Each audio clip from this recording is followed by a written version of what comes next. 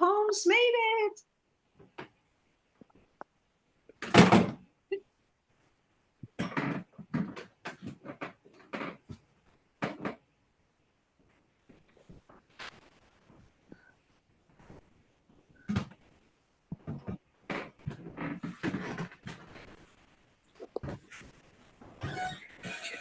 Okay, so the live stream's up.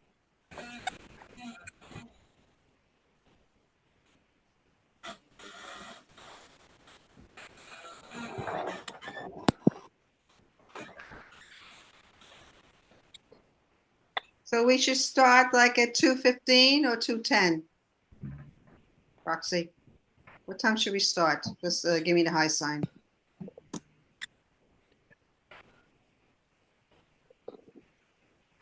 Yeah, 2:15. I'll tell you when when everything's set up. Yeah, I'm still setting let me stuff know. up. Okay, thank you.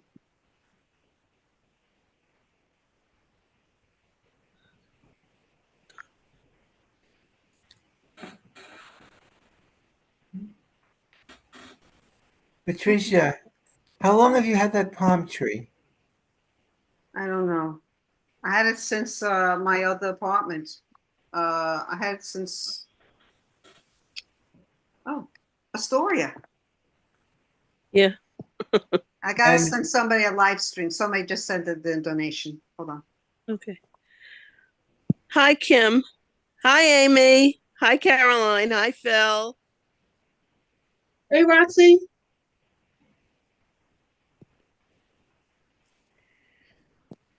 Somebody Hi, else. Patricia. Hi, Roxy. Hi. Hello, everyone. I have to send the people live streams. Hold on. Hello, everyone.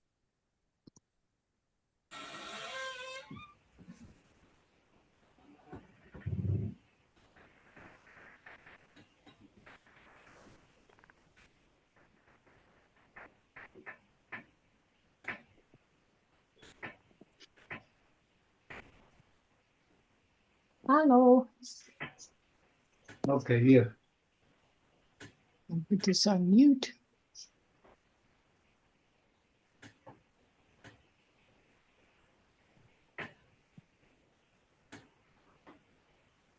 Hi, Mona.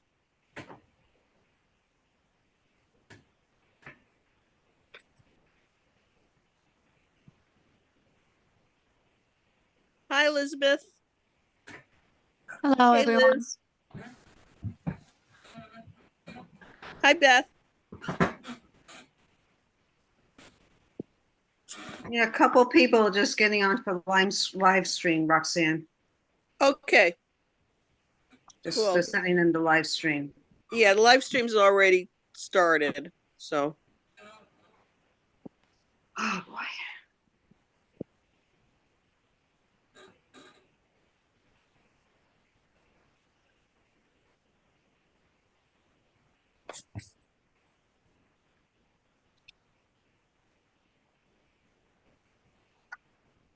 Hey, Kim. Hello there. How you doing? Happy New Year. Happy New Year. I'm good. I'm good. I'm glad to be here. Glad you're here. Yeah, I hope I have to jump off at 3, so I hope I get to hear as much of these wonderful features as possible.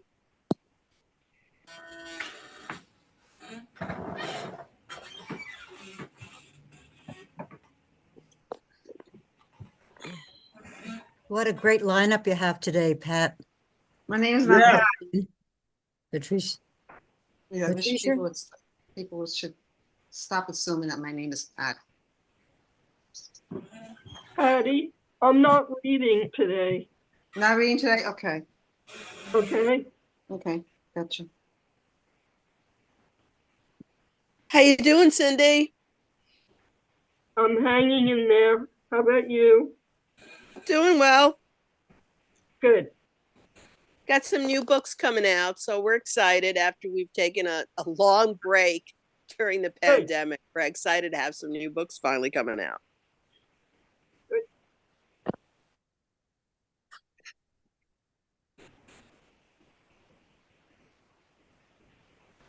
Oh,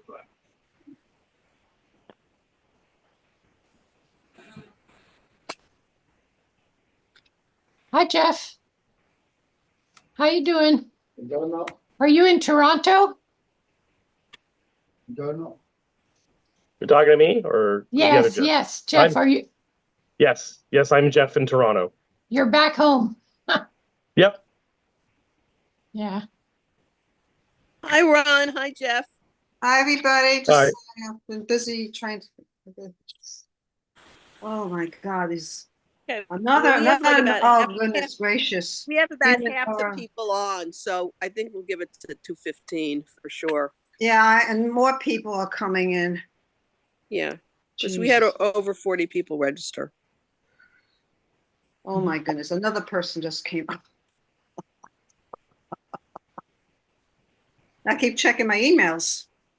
Let me see. I'm gonna just check and see if anybody registered.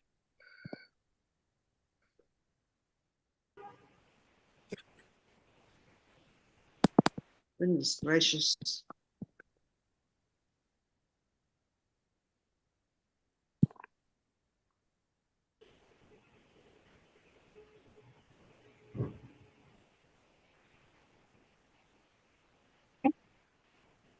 Now Tiaka White claims she never got the link. Oh goodness. I'll send her the live stream. That's it. I'll send her the live stream. She claims she never got the link. Yeah. She got to check her spam. I resent everybody's link at 1. Hmm.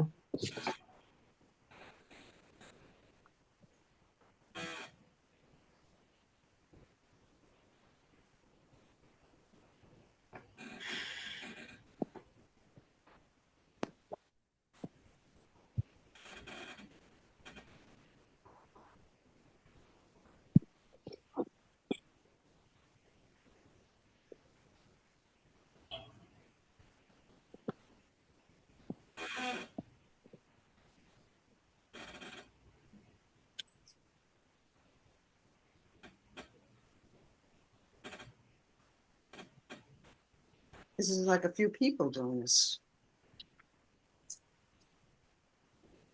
You know what it is, Patricia? I think they assume there's an automatic link once they've paid, that you're automatically informed.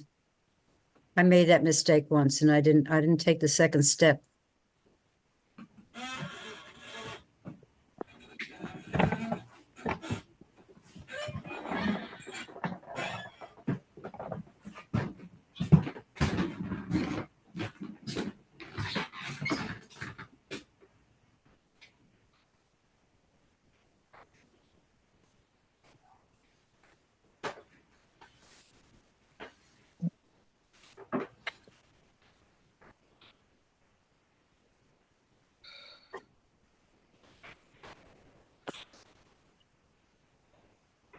Yeah, I think now we have nearly 50 people. Wow.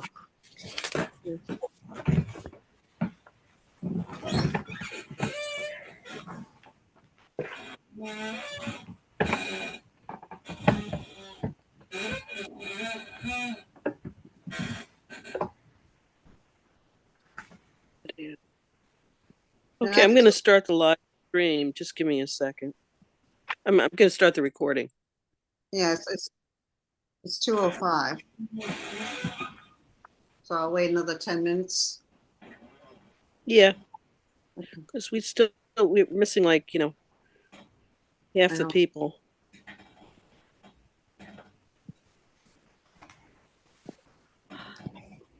Hey, Glenda. Hey, everybody. Hello, everyone. Hey. Hi.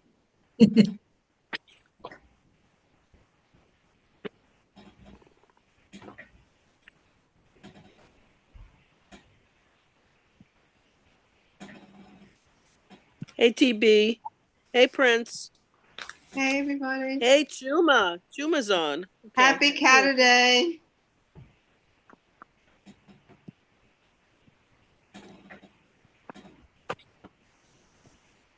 Happy Saturday. Yeah. Carl is here. Carl will be reading next month. And Andy's going to be reading next month. Can't wait. Mm-hmm.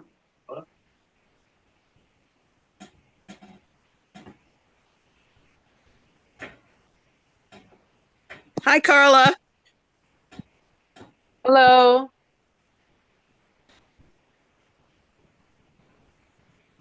See when more people are.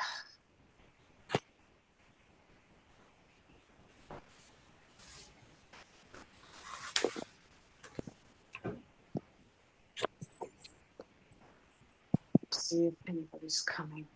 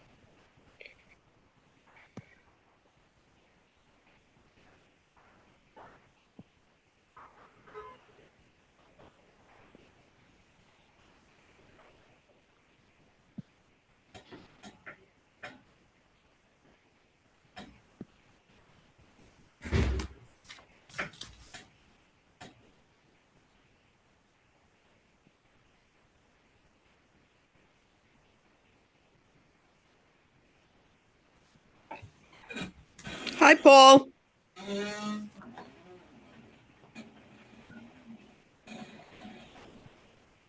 Sorry, glad I made it. That you're on.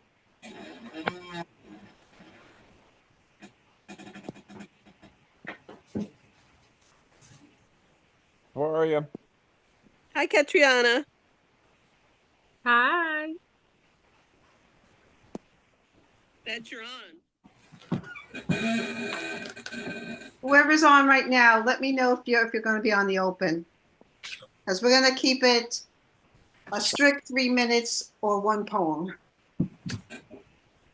Nope. One poem with a 3 minute, strict 3 minute minimum.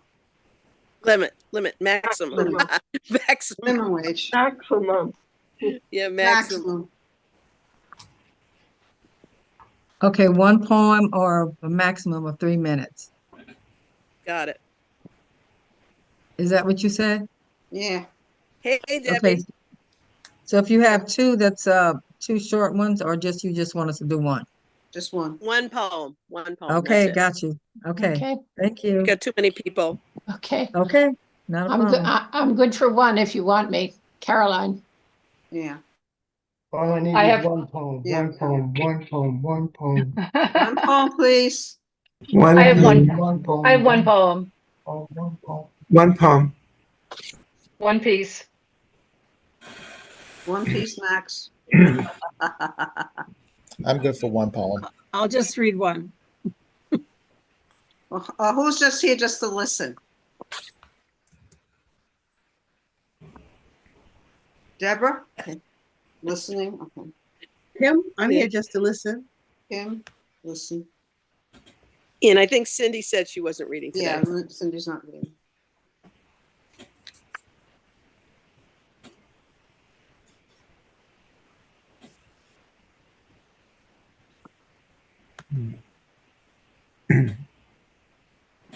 I'm here just to listen. Cindy said she wasn't reading today. Yeah. Who? Paul Richmond, I'm just here to listen. Okay.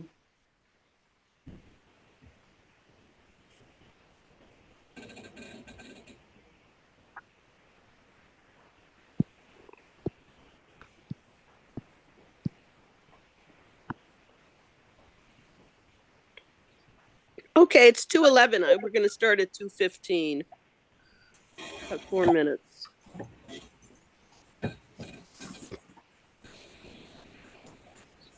Got 34 out of 49 people on. I don't know where the rest of them are. I hope they'll get on. 35.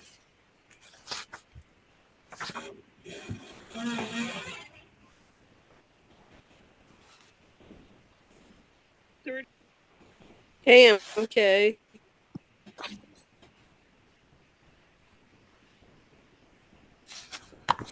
I don't know if there's a delay, but you've got a repeat happening a couple of Emily. times. Overlay.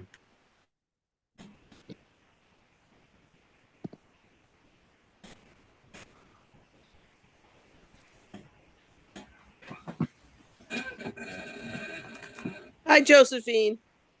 Hi, Josephine. Hi, Dorothy. Yeah, for Hi, the Katrina. newcomers, if you want to Hello. read on the open, send Patty a note. And it's going to be a 1 poem limit today, maximum of 3 minutes. Okay, if I registered, does that mean I'm already on the list, or should I? No, you have to send Patty a note. We have too many people today. So if you want to Okay. read, send Patty a note in the chat. Okay. And just so you know, it's a 1 poem. Yeah. Maximum. 3 minutes. 3-minute maximum. Okay. Thank Only you. 1 poem. Okay.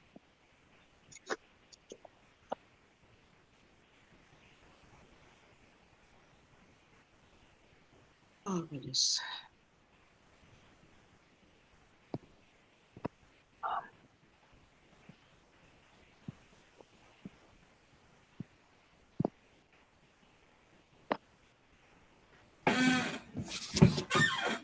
No, I prefer them to just to send me, just if they're not going to read, just to send me a note. There's too many people coming on. Okay.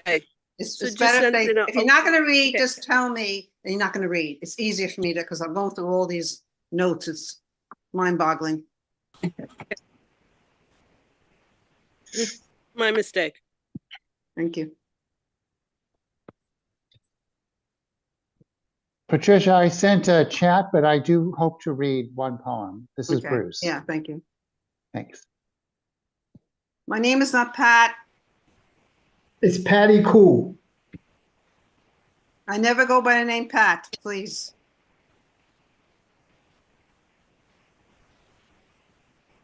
Patty Cool, so tentative. She's so tentative.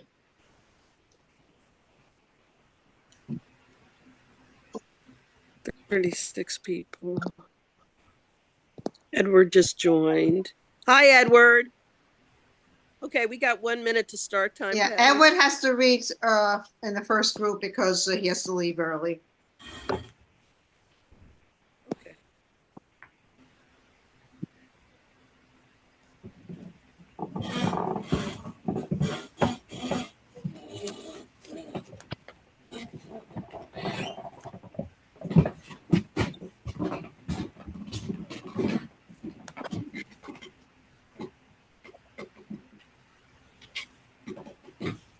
$38 already, my God.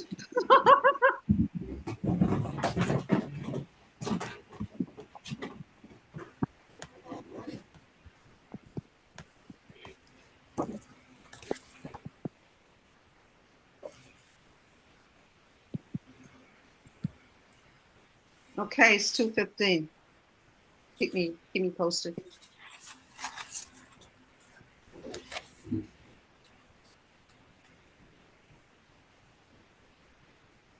Okay, we're ready to go.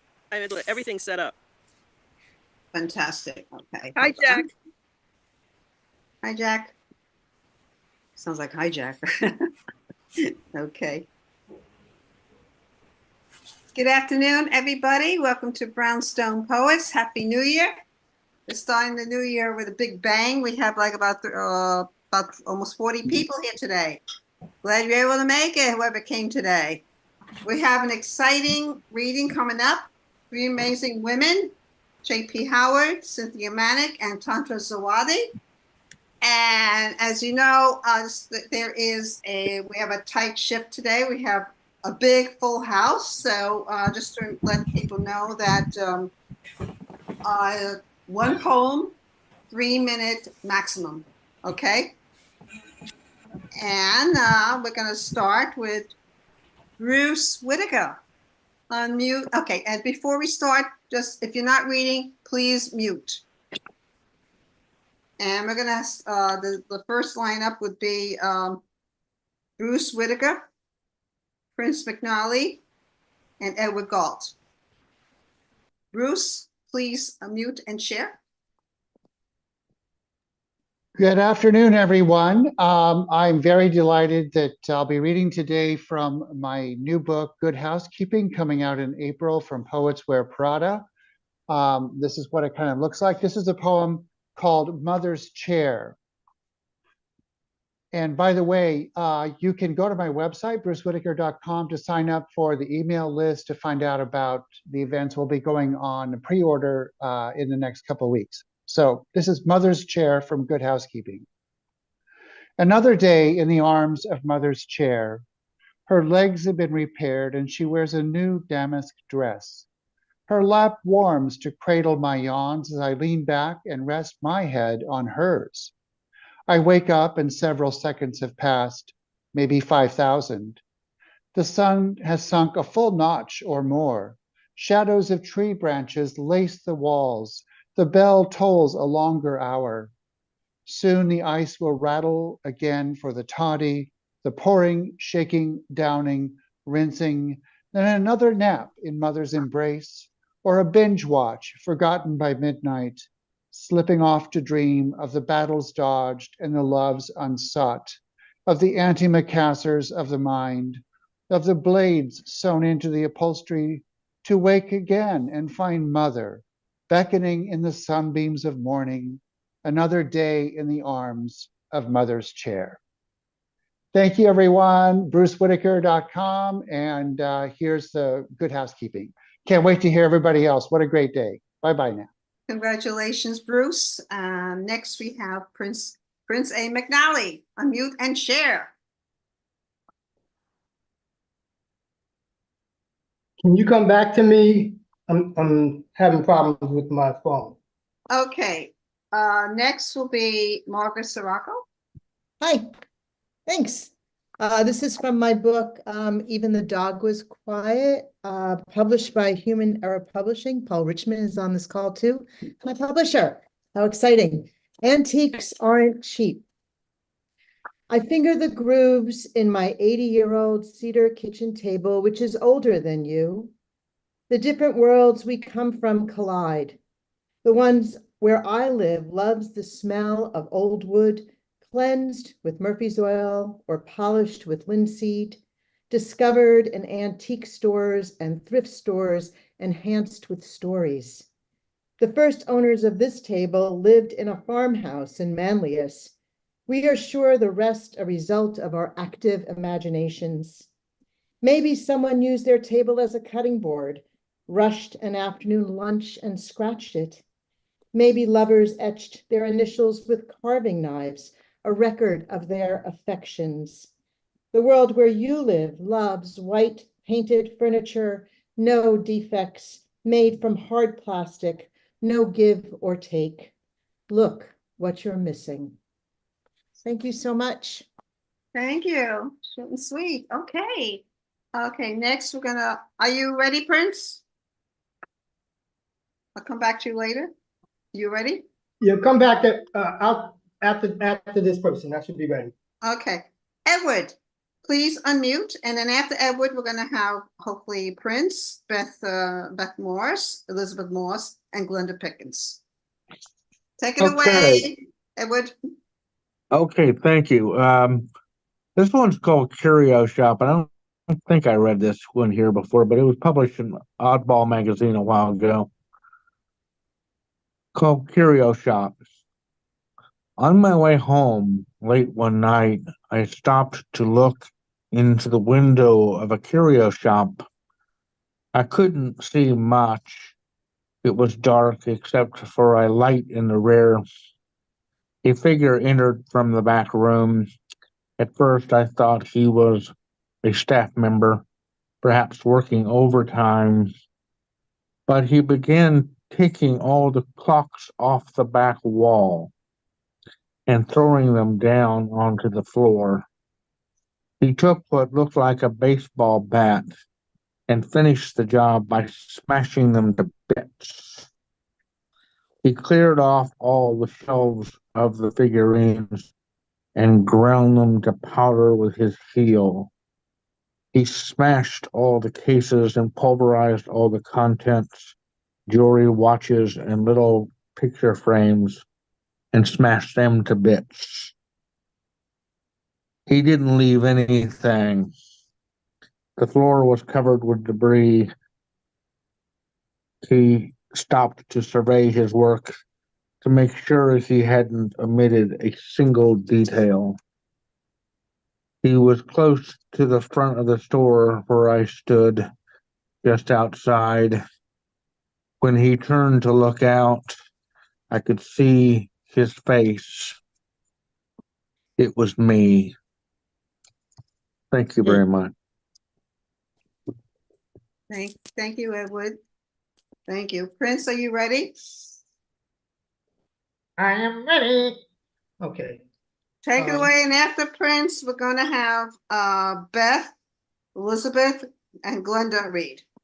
Take it away, Prince. Thank you, Patty. Cool. Okay, so this piece is called Dancing with a Pain. It's from my forthcoming book, She. I both admired and despised your brash and unbridled abandon all at once, loving your fire from a distance.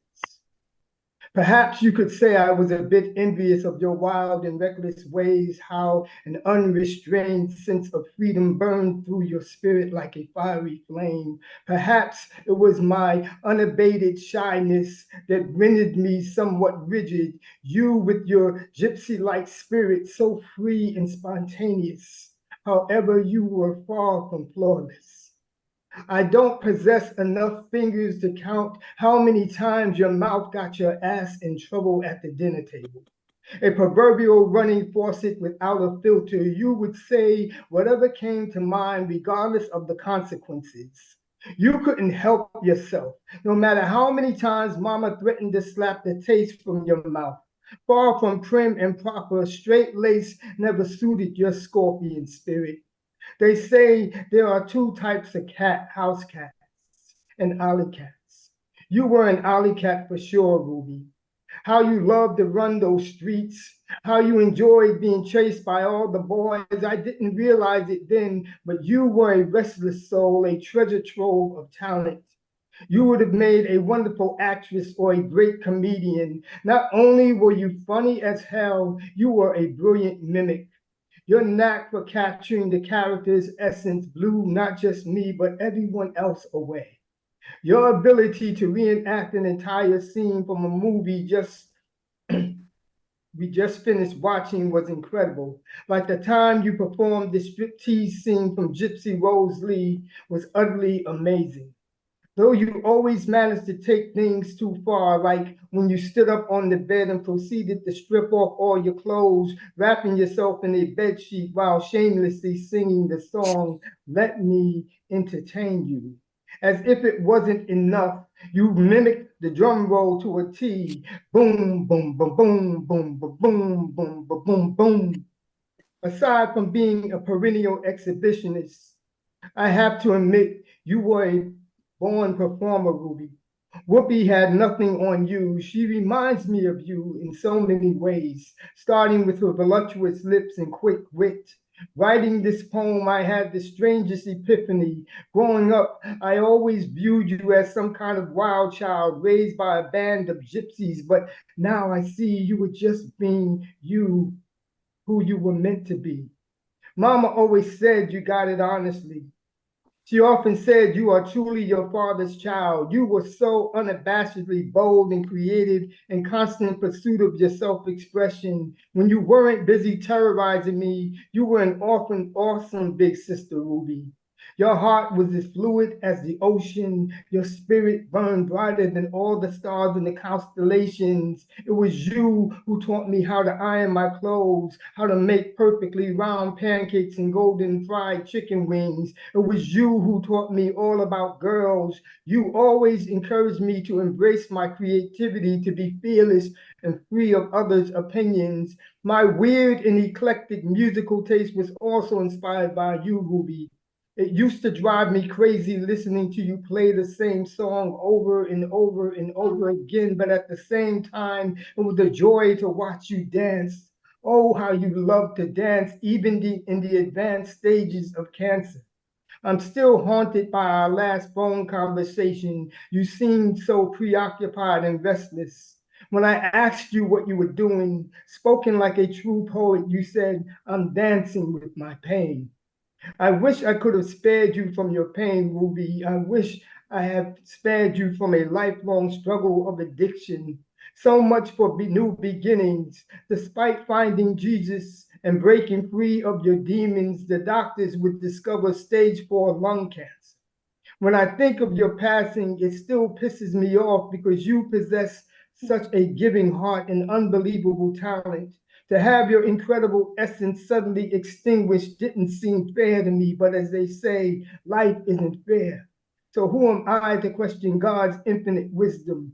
I only wish we could have had more time together. I wish we could have been closer during those wayward years of your addiction, but sadly, I realized the need to keep you at bay. Because every time I'd let you in, I get burned by your flame. So I learned to love your fire from a distance. Thank you. Wow. Wow. Oh, yeah. That was Prince A. McNally, everybody. Master poet. Okay, Beth. We have Beth, Elizabeth, Glenda, and we're going to have Peter Kozlowski and Ron Bremer. Okay, Beth, unmute and share. Well, go follow Prince. Another kind of love poem today in advance of Valentine's Day coming in another couple of weeks.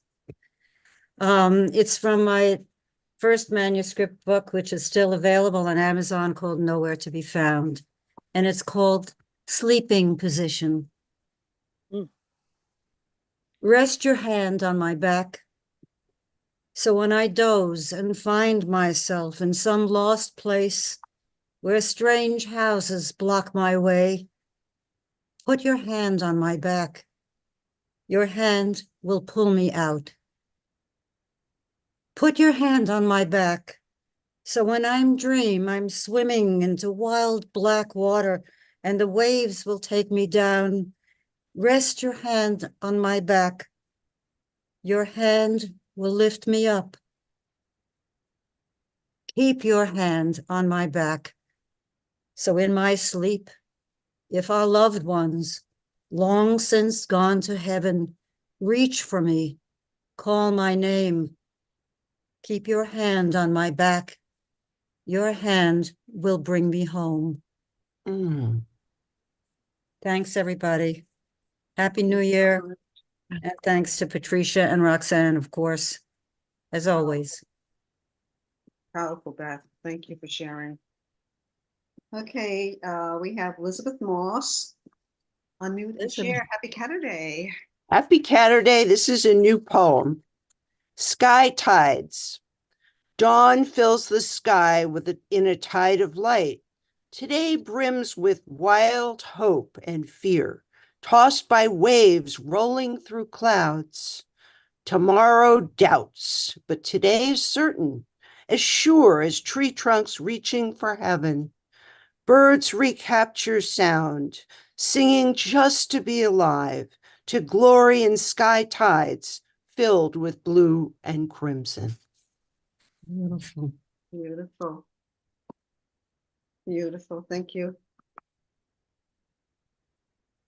Okay, next we have Glenda. Glenda Pickens, please unmute and share. And after Glenda, we're going to have Peter Kozlowski and Ron Bremer and Josephine Loretta to end this first round. Okay, the name of my poem is Before Your Time and After Mine.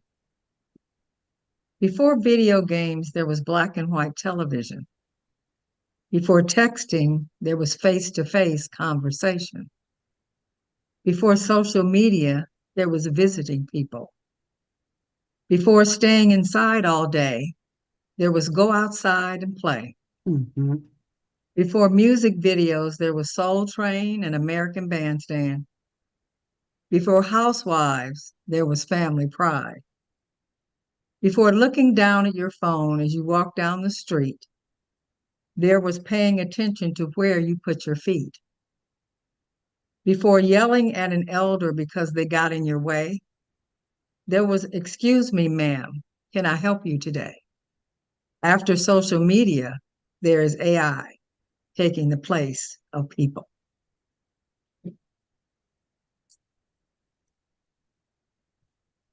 Thank you, Glenda. Beautiful. Good to hear from you again.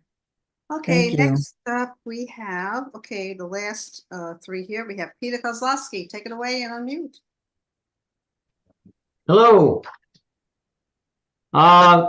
In 3 weeks, February 17th, I'm appearing at the Boog City Festival with David Kirschenbaum, Dee Dee Champagne, and Sarah Sarai is going to be there.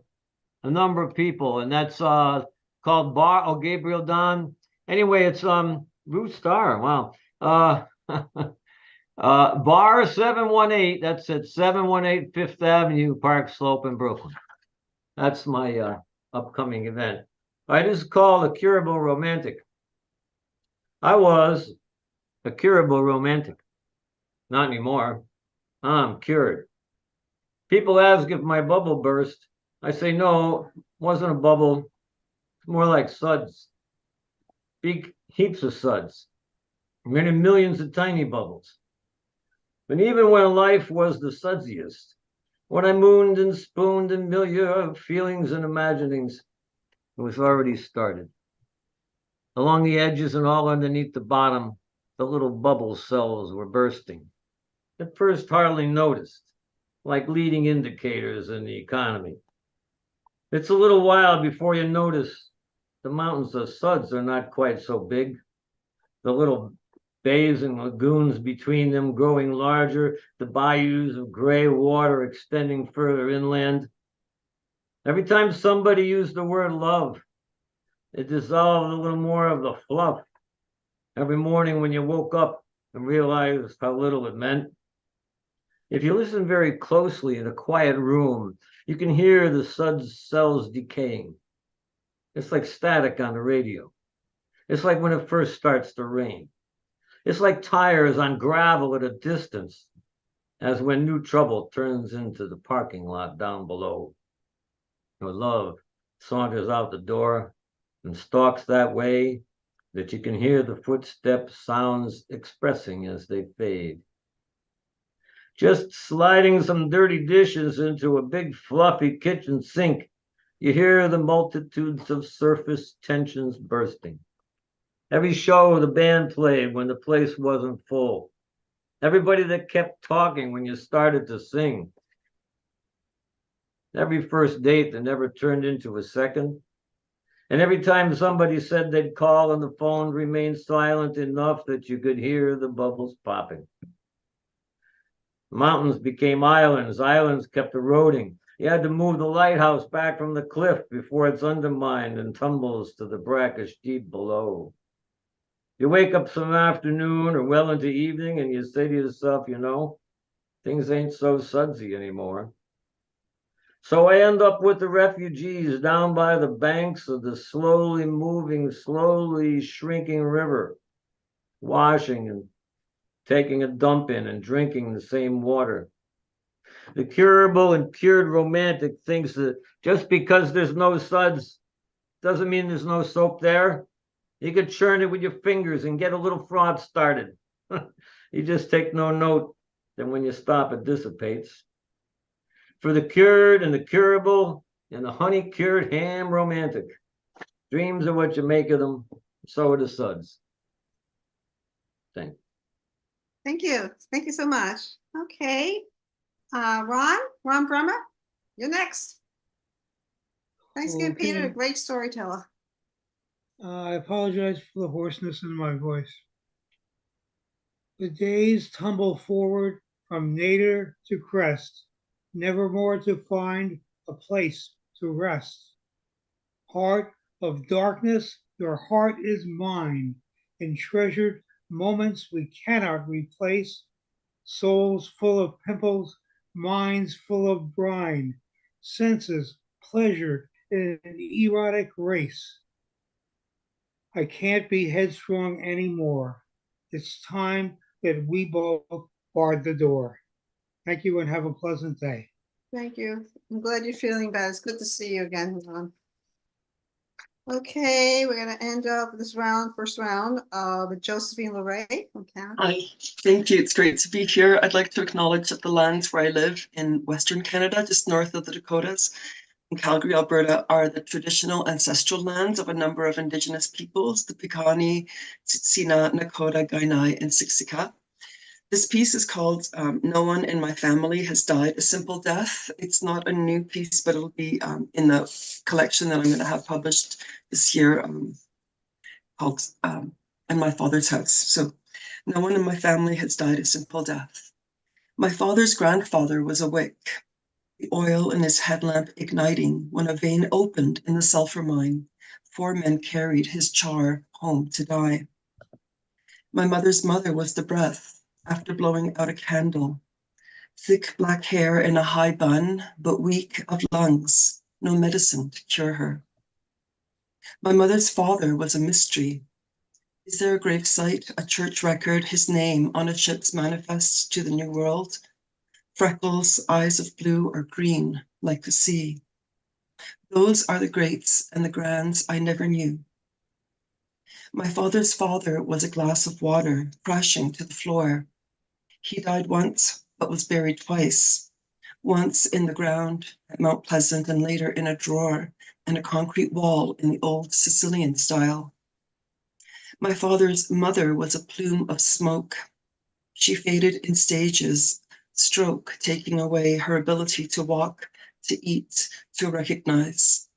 By the time her heart stopped, I had grieved her in 100 ways.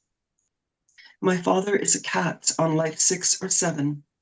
Heart attack, prostate cancer, testicular cancer, coal mine lungs, airport collapsed.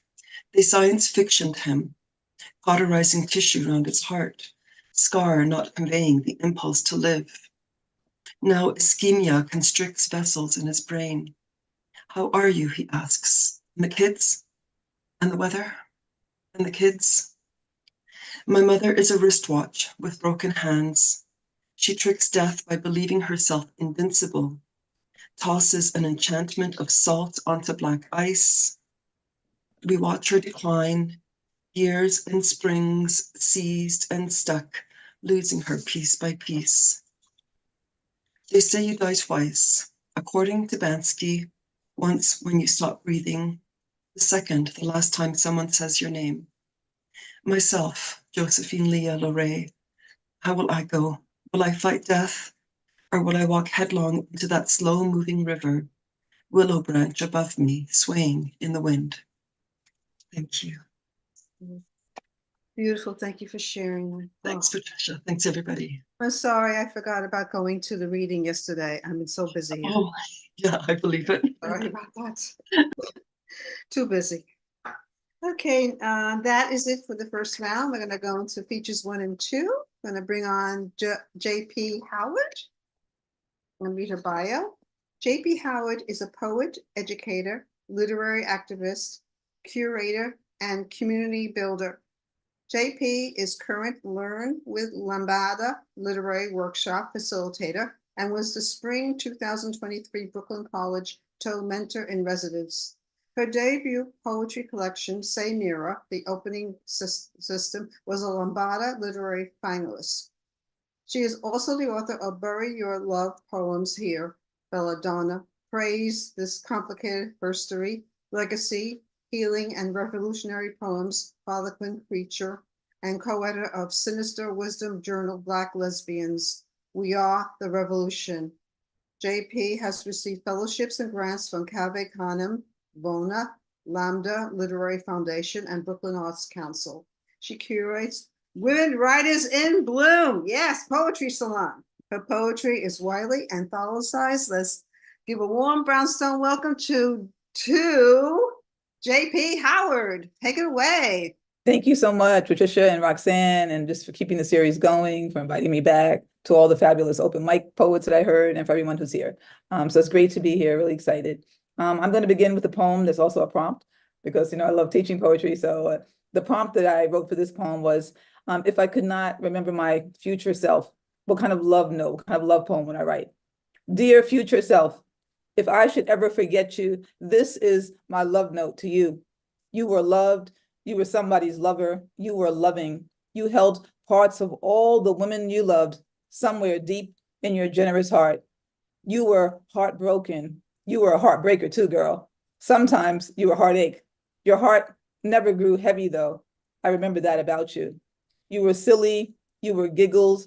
You were somebody's mama. You always wanted to be a mama. Mama was the greatest title you ever had. You were jealous as fuck. You were selfish. You were sad. You held other folks' sadness, especially mama's sadness. You buried hers deep in your heart. You were swag, girl. Leo charm and confidence. Couldn't nobody crack you up as much as yourself. You were cute and you were vain. You wore lipstick under your mask during a pandemic because you were cute and you were vain. You loved your family. Your lover loved you for decades. Sometimes you would ask yourself, how I get so lucky, girl? You loved people. You were at home on stage in front of a mic, sitting with community in a circle, or talking one-on-one with a friend for hours on end in a coffee shop. You were a poet. You are a poet. This is your love poem to yourself, Juliet. And this next one, thank you, is a haibun. I love haibun, which is a sort of a longer prose poem, and then it ends with a little haiku. Haibun for the little girl who lives on inside. She was always so quiet. Some days people forgot she was in the room. So cute, so sad. Look at those powder puff pink velour bows in her hair and the two perfect braids falling down her back. They whispered. Some folks thought she was exquisite. Others felt sorry for the child. She heard everything they said. She held so much inside. Inside, she held secrets. She held summer close to her heart, especially in the dead of winter. She would close her eyes and remember summer.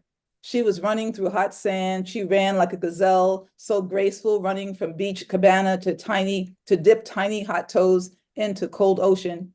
Each time she would pirouette when she reached the shoreline, twirling until those waves made her lose her balance.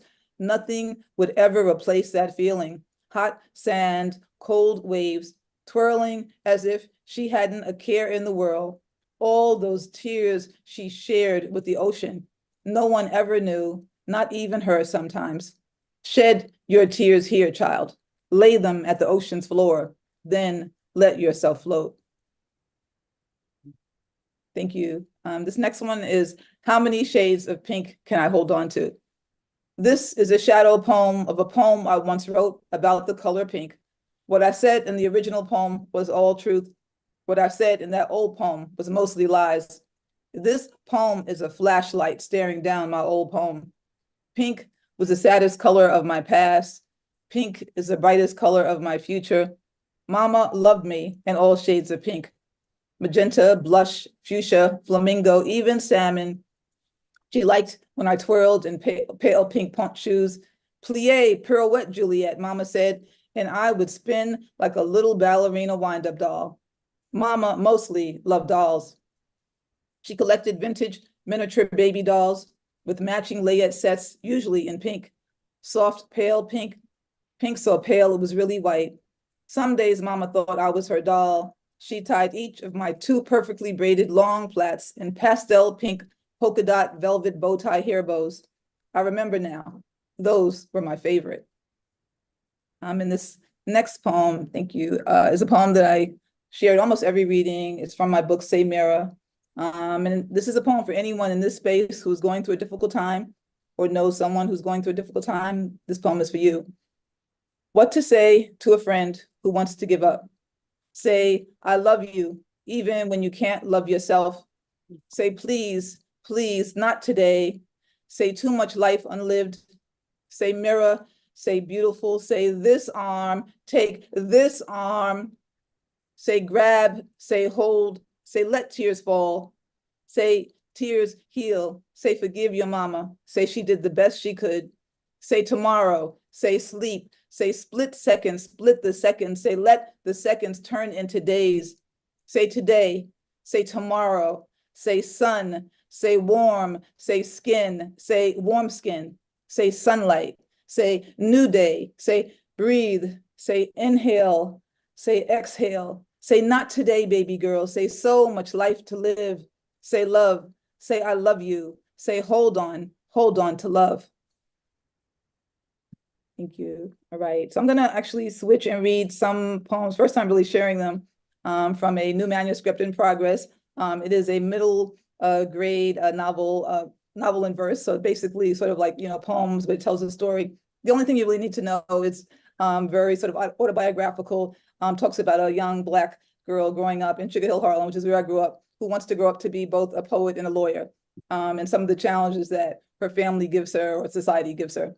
And so Pearl is the main character. That's the main thing you need to know. She's the young girl who's the mainly the narrator here.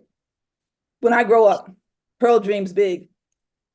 Growing up, every night at bedtime, Mama whispered into Pearl's ear, "Baby girl, you can be anything you want to be." Pearl still believes her because Mama makes her feel like magic. Pearl's teacher, Miss Walker, tells their class, "Write an essay about what you want to be when you grow up, children."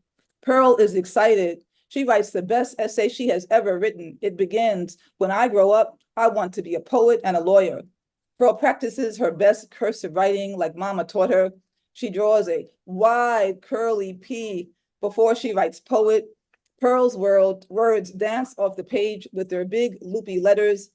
Pearl wants extra credit and draws a colorful picture to go with her essay. She draws a huge, deep brown wooden courthouse room, just like where Mama works as a court clerk. Mama's office cube is tiny, so she doesn't draw that. Instead, Pearl draws a wide open courtroom with ceilings so high no human could ever touch them. She colors the courthouse ceiling sky blue. Once inside, Mama always made sure Pearl met folks who looked like them. She met Black and brown folks. Each visit, Mama smiled and said, they dispense injustice. There weren't too many folks who looked like them dispensing justice, but Mama always found them. They were friendly. They told Pearl one day she too could grow up to be a lawyer or maybe even a judge. Pearl sat in the back and watched them while fidgeting on the hard bench. She loved that huge echo, echo, echo when someone spoke, when no one was looking. Pearl closed her eyes, daydreamed it was her up in the front of that courtroom, while Mama sat on a hard bench, listening and smiling as Pearl's words bounced across the room. This next one is called, thank you, is called Don't Call Me Pearly Girly. Last night, I cried myself to sleep again. Granny Ethel makes me so mad sometimes. I wanted to scream, but knew better. She said, "Pearl, just keep being an A+ student so you can go to school and be a lawyer when you grow up." She said, "You can't be dispensing both justice and poetry, Pearly Girly." I love when she calls me Pearly Girly. It's such a silly name. Her deep Southern accent makes my name a sing-song in her mouth and usually makes me smile and crack up laughing. But by the time Girly tickles her tongue, this time I was real mad, so I didn't even smile. Granny kept saying, "Can nobody be both a poet and a lawyer?" Every weekend she'd tell me that, like a broken record. It's like oil and water, Pearl. You can't mix them no matter how hard you try. She keep asking me, "What you know about poetry anyhow? Ain't no poetry in this apartment, girl. We don't know no famous poets and definitely no rich ones. Ain't you tired of being poor, baby girl?" I was mad that Granny Ethel spent every week cleaning, cooking, and living with a white family in a fancy midtown apartment. They gave her weekends off to come back home to me and Mama in Sugar Hill. Mama said Granny was always tired from cleaning up after other folks' mess. Maybe Granny Ethel was right.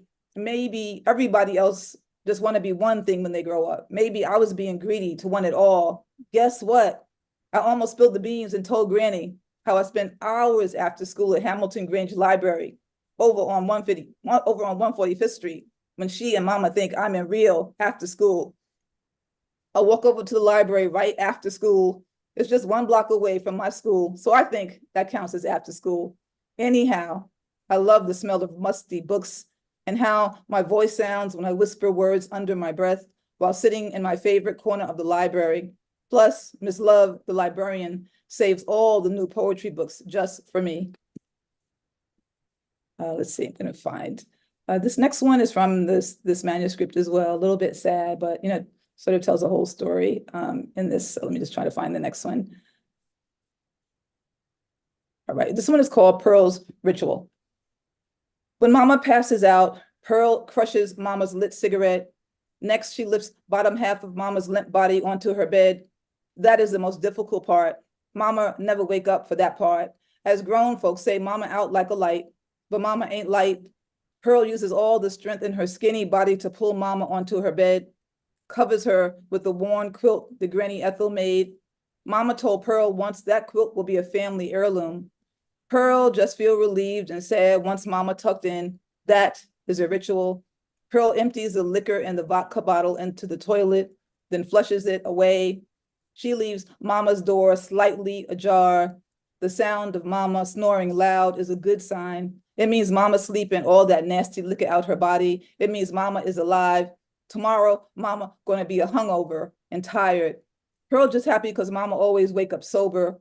Pearl gets to wake up to the mama that she loves. Pearl hate that person to take over mama when she drunk. Can't stand that part of mama. Can't stand the sight, sound, or smell of drunk mama. Wait all day for mama to pass out. Wait all night for mama to wake up. Pearl do a lot of waiting. She can't wait to grow up and stop waiting on mama. And let's see. This one is a love poem for Harlem. We be, and this is called Pearl's Harlem Love Poem. We be love, we be quiet, we be sad, we be family secrets, we be history, we be grandma's migration story, we be Sugar Hill Harlem, we be Harlem Renaissance, we be libraries unlocking power, we be poems, we write poems, we inspired by poems, we be inspired, we be whisper, we be scream, we be rhyme, we be quiet time, we be preteen, we be reflection, we be resilience, we be soul food, we be cheese grits, we be drop biscuits, we be peach cobbler, we be hopscotch, we be double Dutch, we be, one second, we be double Dutch, we be corner stoop, we be government cheese, we be Kool-Aid, we be green apple now and later candies, we be ushers, we be Sunday school, we be amen and hallelujah. And I'm just gonna end with one poem, thank you. This is not from that series. So this one is called My Last Poem. And it's called, the poem is called If This Is My Last Poem. If this is my last poem, let it be love, let it be forgiveness and hallelujah and Holy Ghost and hell yeah, wrapped in sparkling yarn. If this is my last poem, let it be a praise poem. Fill it with hope and joy and let it scream so fucking loud that everybody in earshot will clap, clap, clap, clap, clap, clap. If this is my last poem, stomp for the sound of my voice. Let this breath, these full lips, exhale. If this is my last poem, hold it gently in your hands. Hand it around. Grab hands, y'all. Fold it into an origami blue jay and let her fly away. If this is my last poem, forgive it for loving too hard or not loving hard enough or for wanting to be loved more than it would admit. If this is my last poem, hold the mirror up to it. Say, look how beautiful you are. Say, remember your reflection. Thank you, everybody. Thank you so much. Thank you, JP. Thank you so much. Thank you. Oh my God. Oh my God. Oh, this is just the beginning of it, only 1/3. Sorry for the oh my God. So this is just beyond words. This is just beyond words. Just beyond words. Okay, we're ready for Cynthia Manick. Cynthia Manick is the author of No Sweet Without Brine, Armistead HarperCollins 2023, which received 5 stars from Roxane Gay and was selected as a New York Public Library Best Book of 2023. Editor of Future Black, Afrofuturism, Black Comics, and Superhero Poetry. Winner of the Lacroix Prize in Collected Poetry and author of Blue Hallelujahs. She has received fellowships from Cave Canem, Hedgebrook, and McDowell, among the other foundations. Manick's work has appeared in the Academy of American Poets, Poem a Day series, Brooklyn Rail, The Rumpus, and other outlets. She lives in New York, but travels widely for poetry. Let's give a warm Brownstone welcome to Cynthia Manick. Take it away, girl. Hey, everyone. Thank you so much for having me. Big ups to the previous open micers. You guys really brought it today. And hello to my lovely bestie, JP, and Tantra coming up soon. So I'm going to be reading poems from Sweet Without Brine. Probably going to read about 5 poems, and I may end with a new poem that is pretty fresh. So let's get started. The first poem actually in the book is called "Always Use a Gold Crayon to Color Yourself In," and I wrote it because when I was little, we all had those big 64-pack Crayola pastel crayons. They never had a caramel brown or mahogany brown, so hence this poem. Always use a gold crayon to color yourself in. We little brown peas, we awkward canaries, black apostrophes that God made, know how to love ourselves small. I remember the hunch of middle school shoulders, chasing beauty like it was the moon or the last buffalo. There were caramel boys in red Jordans, mouths full of recess and celebrity names, Lisa Bonet, Vanity, Ray Dong Chong. There must have been secrets in the formula, ingredients offered only to a select few, or perhaps a crossroad deal of ash and lullabies. Hair, not a Mayan town of frizz, check. Skin, shades of toasted coconut, check. Body, size 6 glitter bomb that never sweats, check. Weave, dark wonders, weave blooming nightshades, past the hot comb sizzle and splatter to permed cracked tresses and neutralizers. Dear Madam C, dear satin bonnet, protect us from natural rain and cotton. Plant yourself so deep we crave you always. Our hands are question marks. This need doesn't wane like starlight and an Achilles ache that's never done. I blame a lot of people, listing all the ways we are a problem, for the abundance of beige crayons, the heavy smirks towards gap to smile. I am forging bonfire, surrounded by soil and vowels, Grace Jones, fish fries, cocoa butter, brown and black streaks missing from the rainbow. We so fly, no voodoo required. We so fly, call us consolation. We so fly, the sun be jealous. Thanks, guys. So the next 2 poems, I want to take it back to those times we realize that our parents are just people with bills to pay. You realize that they also have history of their own lives before they met you. These 2 poems about my parents. Is this your sky or mine? I try to quantify what we inherit. Dancers' legs that know how to roam, but be church pious by morning. The ability to fold shirts into a perfect square, or the street walk that says, I'm a willing dove, but need no man or pierced road.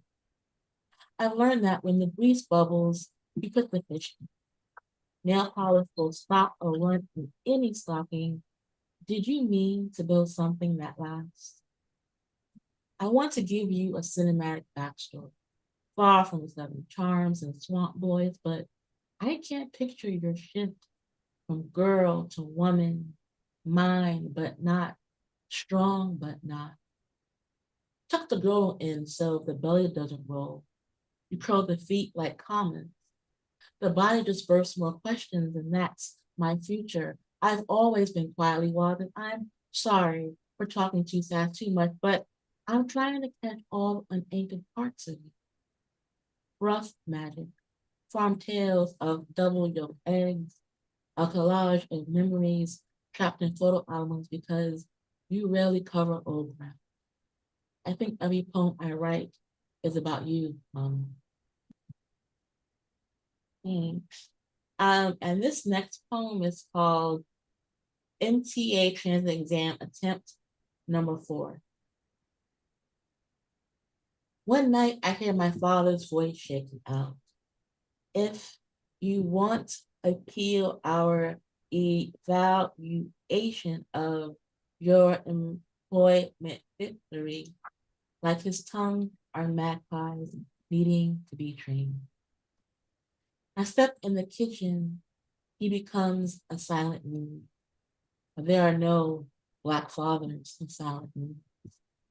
Later, I discovered he takes the stand a fifth, sixth, and eighth time under supervision, prepared track and road until muzzled, he stopped, thrashing on the hook, trying to swim upstream to pay with a little something left over.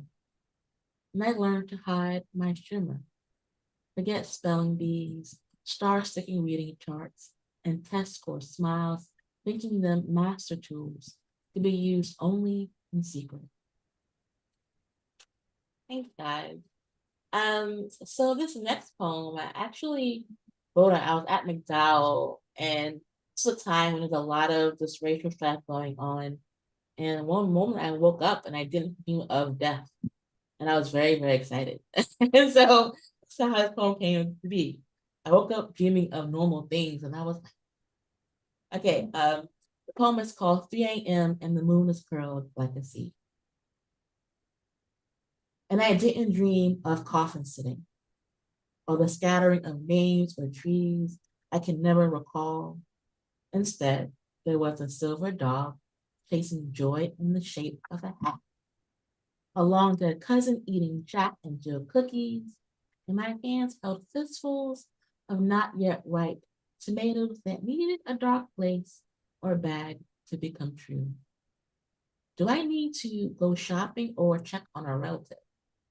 The dream book says tomatoes symbolize harmony, but my mind wonders how long it takes for a star to burn out. If its last beats are like a bear for the heart and love for the first time. I once read that Black poets write love poems released, as if we're too busy swallowing mouths full of dust, tallying wounds, knowing how often atoms fissure and our bodies part, but can we not do both? Banish the lions, both broadless and numb, fumble in the dark with a sweat so sweet, he or she is well fed. Fill pages with bathwater and breaths ungraceful. Movement like a train of yellow flowers because it's what we saw on our very first date. In another dream, I see a fleet of newly painted dove white subway trains, ugly beautiful, as if a ghost through pure light. People both alive and past are full of bright colors I can't name. They move so smooth, my ear barely recognizes the revolving jubilee, the sky inside all of their hands. Guys. This is a Dear Future Body poem. If you ever been to a gynecologist, I know. I can say as I know. Okay. This poem is called Dear Future Body, Keep Your Skin Thick. Yesterday, my legs were propped in stirrups as the gyno said, "You should go on The Biggest Loser." I heard cities out with skull breaks, stuttering over each other, vying in vows of your roles and the garden under your chin.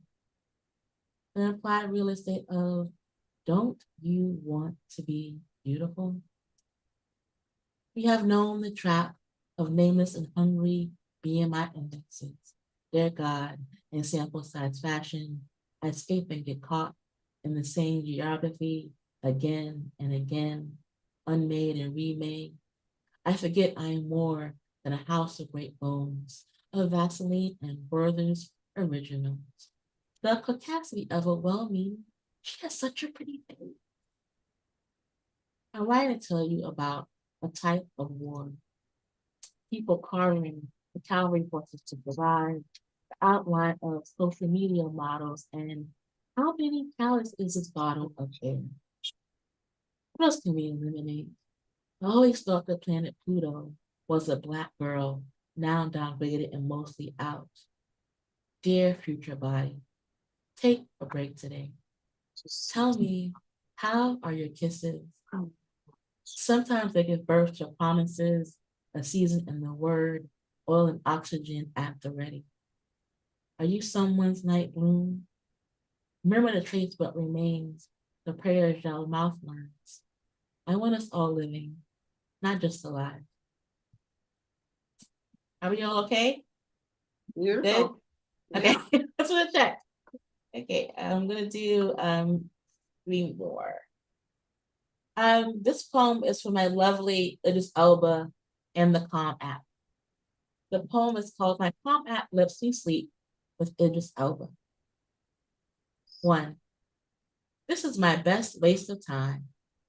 Hearing a voice tell a tale about a jungle when I'm at the end of the world. I remember my right to breathe, that the body knows how to unfurl.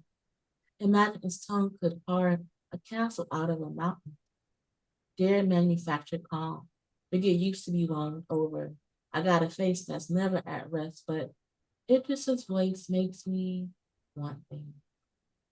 A brother to grow old with lines of smiles. A necklace of dry watermelon seeds, or a welcome beating hand that calls a guy loose bump birthday. 2. Some days it's easier to remember that even the devil needs someone to love. To find soft moons in the edges, putting words like a downward river, so you forget his hard hands at work. When I watched the TV show Bewitched, I thought, Darren must have had great dick. The James Earl Jones of dick, the kind of dick where you're almost naked while wearing one sock and a head wrap. To make a woman hide herself, hide her daughter like she's a knotted ball of hair, of sorries, and a nose full of questions. How can a man be happy when his woman is magic? I want to ask my mother this, or my dead grandmother in a dream, because I've heard her story second and third hand. 3. Idris is now talking about owls and ancient rock art like it's something sacred we ripen together. I believe him, and I almost forget my day of basement apartment laundry, hauling my black roots, clothes, and a keychain of blue pepper spray. The maintenance man, nice man, asks for my hand and body every time I see him. One day I think he'll say no to my no thank you. He'll want to break something, want to sing something that's broken, cry it without a key. Challenge echoes learn how to rescue themselves, so I keep my spray loose, swallow my spit, think of calm and Idris, crooked paths to my cotton nightdress. Thanks all. This is a poem about grits. I'm actually kind of hungry. It's not, I'm gonna read a grits poem. This poem is called Particular Truth About Grown Folks' Grits. I've eaten grits in the summer. Boil the water first, prepping for a type of colorless baby, not too far from sun, flower seeds, and peanut shells.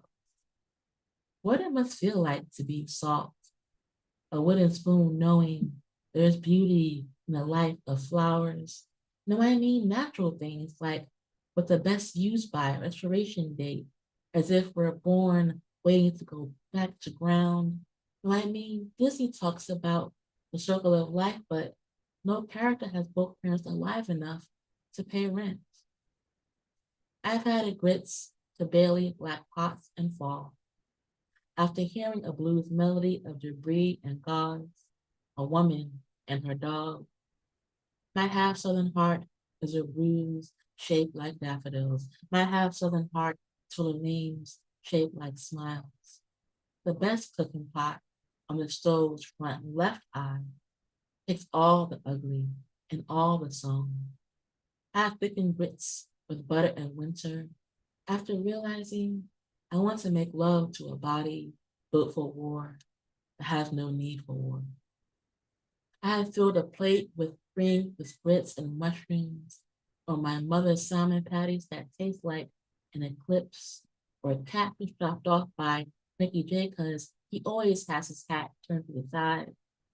I have sat on cartons, stoops, lawn chairs, sofa arms, and kitchen tables filled with ceramic napkin holders and fake succulents has spooned up years of grown folk business while keeping company with the moon. Hey guys, I think I was gonna do two more. I'm gonna do one more actually. I'm gonna do one more. It's a new poem. It's called "There Is a Rainbow Enough on a Shaki in Every Brown Girl."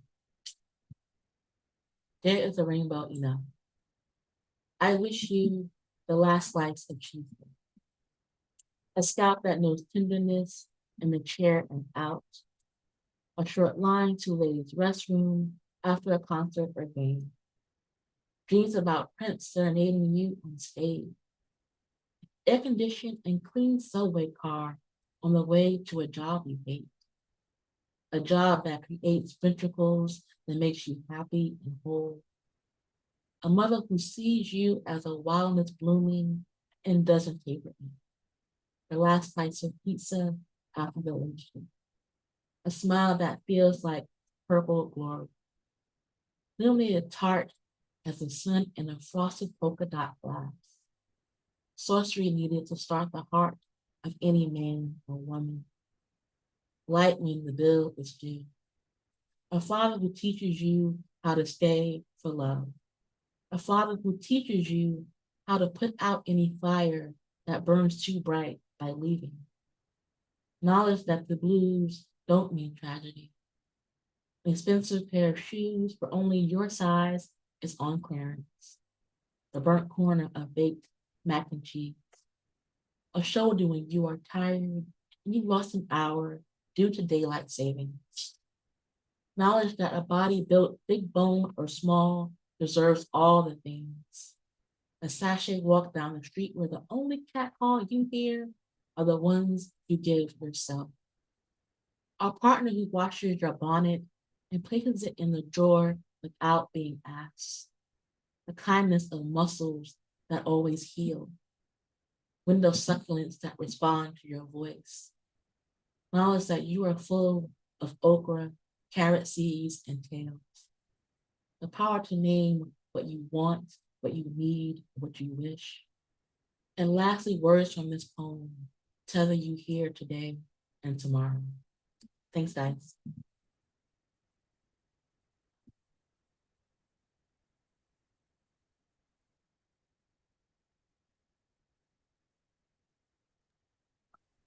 Smooth, baby, smooth, baby, smooth. Okay, everybody, that was exciting. Whoa, Cynthia. Wow. Wow, thank you again, JP and Cynthia. We have completed our first two fabulous speeches. We're going to have Tantra later on today. We're going to go into mission right now, but just want to let you know, you can just want to let you know that coming up in the next round, after we come back, it's a 15-minute recess we're going to have. It will be Caroline DiGiovanni, Amy Barone, Mona, Carla, Phil, Jack, Andrew, Claire, and who's MK Best? Okay. We're going to have you come up to do the second round of the open, and then after, then we're going to go into hearing Tantra's read, and then after Tantra, you're going to hear the rest of the open mic, which will be John McMullen, Elizabeth, Brian, Dorothy, Bill, Therese, myself, and Roxanne. So right now we're on recess. Go get yourself a cup of coffee, tea, make yourself a sandwich. So we're on recess right now.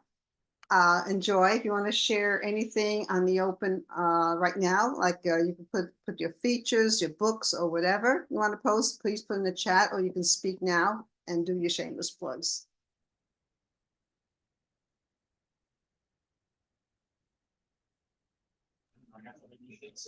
Hi, Patricia. It's good to be back. I'm glad we're all back again. Exactly. It's been like, yeah. Although it's a very strange January, it hasn't been cold, there's not much snow, it's really weird. It's very strange, and I was freezing last week. Now you're dying here. It's hot in hell here. It's crazy. Yeah.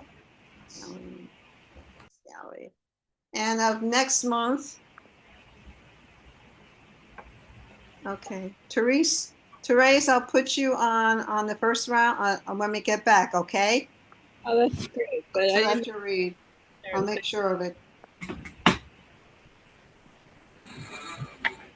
I'll have you read first, and then I'll have Caroline and Amy read. Okay. Thank you. Jeff did not.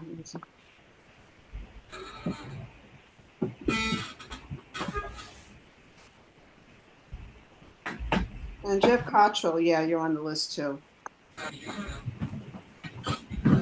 Thanks.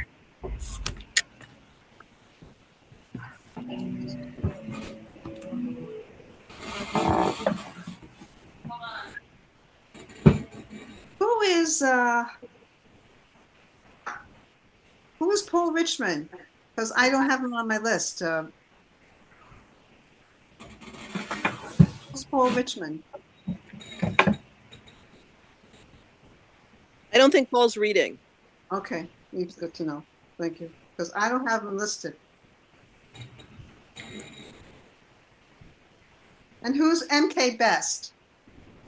Are you reading?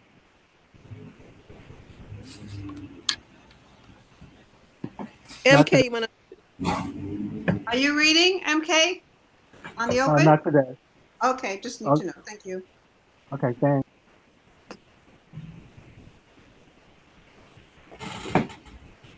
So when we come back, I'm gonna read this off again. Therese is leaving early, so I'll have her read first, and then I'll have Caroline. Let's see here. It's Amy, Mona, Carla, Bill, Jack, Andrew, Claire, and I'll have Jeff Cottrell. Got that?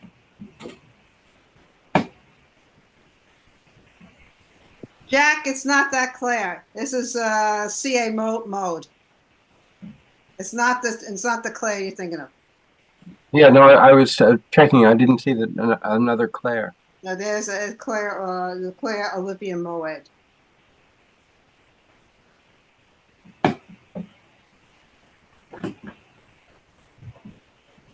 Yeah, Patricia, it's me. It's CO Moed. Okay. Hi, how are you? Well, hi. I've been trying for years to get to this, and I finally got a break from the UN, so I'm really happy to be here. Oh, the UN. Yeah. It's to hell. Yeah, that's not. Yeah. So yeah, it's me. You can introduce me by Claire. That's fine. I go by CO. Okay. I call it CA because I always see CO on. Yeah. That's great. It was just through the when I got the messages. Yeah. No, I know. Look, I don't care. Just call me for dinner, as they say. I don't care what you call me. Call me for dinner. That's great. Okay. Great. Or you for dinner. Okay. This is wonderful. Thanks so much. No problem.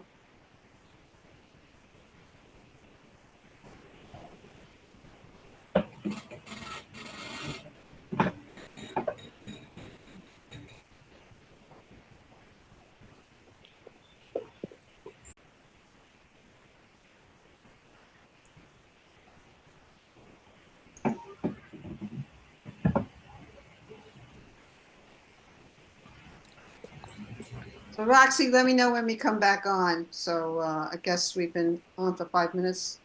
Right. So I would say 3:30. 3:30. Okay. Yeah. Cool.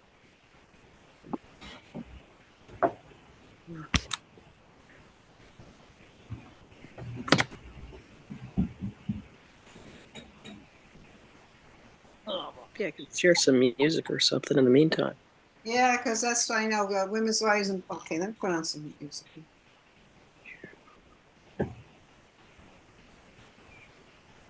Spotify. Do you have Spotify? I'll play my computer. I don't have. Patricia, what can you tell me about your palm tree? How long have you had it? since I moved out, since Astoria. That's the early 2010, 2011, I forget, or 2012, I forgot. I have several of them. Oh, wow. That one it's on the shelf over there. I got since I moved in here about 10 years ago. This is the older one. I must have been. This came from Astoria. So I think it was 2011. I forget. 2012. Beautiful. I got more in my bedroom. I'm gonna run to the ladies' room.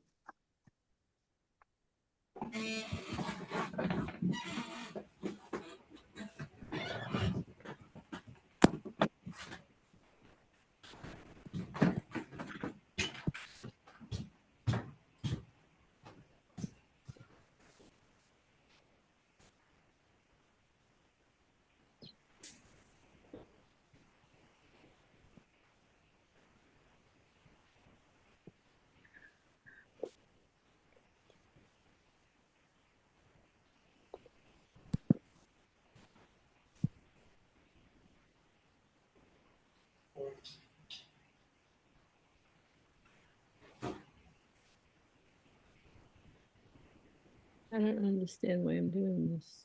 It's crazy. Oh, sure.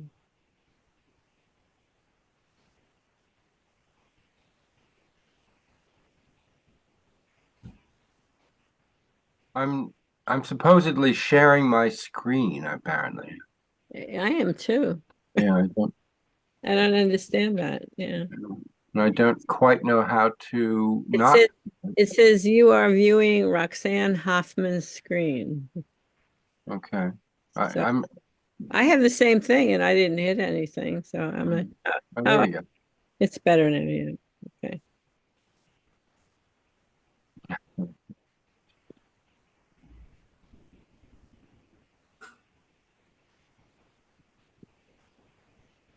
What's going on, Jack? Saturday night, man. Saturday night in Gay Paris. Right, Oh yeah, right. Yeah, it's been cold here. Yeah. Very cold. Yes. The last couple of days have been quite warm, but 2 or Sounds 3. like New York weather. Yeah. It has, yeah, except that the weather. I'm trying to figure it out because the temperature, at least according to the reading, is nothing compared to New York. I mean, it's like freezing basically. But it is so unendurably cold. You can't imagine. Wow. Yeah. I don't know what it is. I mean, I suppose it people say it's the dampness or something in the air. Mm-hmm. Yeah. I've run out of shoes to wear to keep my feet warm. Wow. Oh, really? Wow. Yeah. Is that all Europe or just certain parts of it? Well, yes. I mean, that's what I hear. It's we actually had snow. First time I've seen it. Apart from flurries, it was actually on the ground. Wow. The first time you've seen snow in how many years? Well, I've been here 5 years, and there's been some on the rooftops, but nothing more than that. That's crazy. So There we go again. We're back to that yeah. screen. I don't know what that's Who's about. sharing a screen here? I don't know. Stop acting it so looks like small. Oh, You're wow. the universe in ecstatic motion. Oh, Doing this, Roxy. Who's doing this? Oh, I see. It's Roxanne sharing music. It's Relax with Rumi. Oh, okay. Yeah. I thought it was Obama. Yeah, Roxy's the bomber. Yeah, she's the bomb. No, Rumi's the bomber. Oh my God. Roxy Rumi bomber. Yeah, but before it was share screen too. It might be a bomber. I don't know.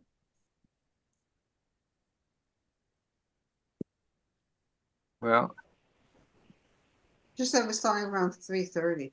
Well, I hope the weather straightens up around the spring, 'Cause between like in maybe late spring, I'm working on my passport because I want to come to France, man. Oh, good. Yeah. Well, spring will be here. It's been like spring the last. It was like it's like spring 2 days ago. Mm. For 2 days. Did you get to see George Wallace? Yes. Yes. Okay. I did. Yeah. I read with him once, and Oh wow. And then actually, did I read with him again? I think I did. I read with him twice, actually. Yeah. Okay. Yeah. Yeah, George Wallace is going to be reading here next month.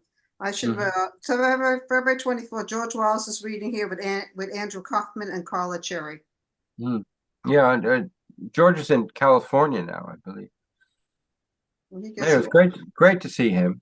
George is on the move. No, he did. I saw a set that he did with Mo. Well, Mo was hosting the reading. Oh yes, I was that. Yeah, that was the first place I saw him. Man, I loved it. Yeah, I loved it. Yeah, there was a man playing bass with him. Yeah, I was like, wow, okay. With all of us, actually. That made me look forward to coming there because I want to work with musicians too. Right. Yeah. Yo, Mo, Mo's been fronting a lot of musicians. Yeah. He does that regularly. Do you remember what's his name? Oh my God, I went blank. Jamie Pablo. You would go to Mo's readings. Yes, of course. Right there from Atlanta. He passed away. Oh no. He passed away a couple of days ago. The man from Atlanta. Yes. I introduced him to the reading. Oh, and he passed away. His sister-in-law contacted me and he just did he had a podcast and he just did an interview with Ngoma. And I was watching it, and I meant to get back to him to tell him how impressed I was, because he was an excellent interviewer, and I said, wow, he's really good, and Ngoma was Ngoma, but I didn't get a chance to tell him, and it's just broke my heart. Yeah. Oh yeah. So if I didn't tell you guys, I'm telling you all, I love you. I loved your poem. It was phenomenal. Thank you, Teresa. Oh yes. Appreciate that. It was really great. Very, very moving. Yeah. They're very good. Thank you. There's been a lot of mama tonight. A lot of mama. Yeah. But we all came from her, so yeah, we gotta pay mama homage. Right. It's nice when you capture the complexity, though. Like I think you did that, Prince. You captured the complexity of your sister, who was full of gifts in a world that wanted everybody to conform, and her struggles. But she was a person really full of hope, even at the very end. It's interesting because I didn't really come into that knowing until after her passing. Yeah. So after my grieving, and because I couldn't write about her. Right. And okay, we're back. When I was finally able to write about her, all these things came, these realizations, these epiphanies, Yeah. And I feel like almost like she's living through me because she encouraged me so much. As a matter of fact, she actually brought my mom to hear me read the last, before they both passed, so. I hate to interrupt, but we're going back on now. It's time. Okay. Thank you. Yeah, she's living through you, Prince. Well, I gotta make sure that she keeps on living. Okay. Thank you. Thank you. Yeah, sorry to interrupt, but we have to get back. Okay. Roxanne, we're ready. Okay. Let me just get us back on live stream. Hang on a second. Recording. Okay, recording is. Hi, everybody. We're back for the last for the final part of Brownstone Poets. Okay, we are gonna read off who's gonna read the second round because there are 3 rounds for the open mic. For the second round for the open mic, we have Caroline, we have Amy, we have Therese. I'm gonna put Therese first because she has to leave early. Therese, I'm sorry, Caroline, Amy, Mona, Carla, Bill, Jack, Andrew, Seal Moed, and Jeff Cottrell. Okay. Remember, just to reiterate, since this is a tight shift, we have 1 poem each and 3-minute maximum. Take it away, Therese.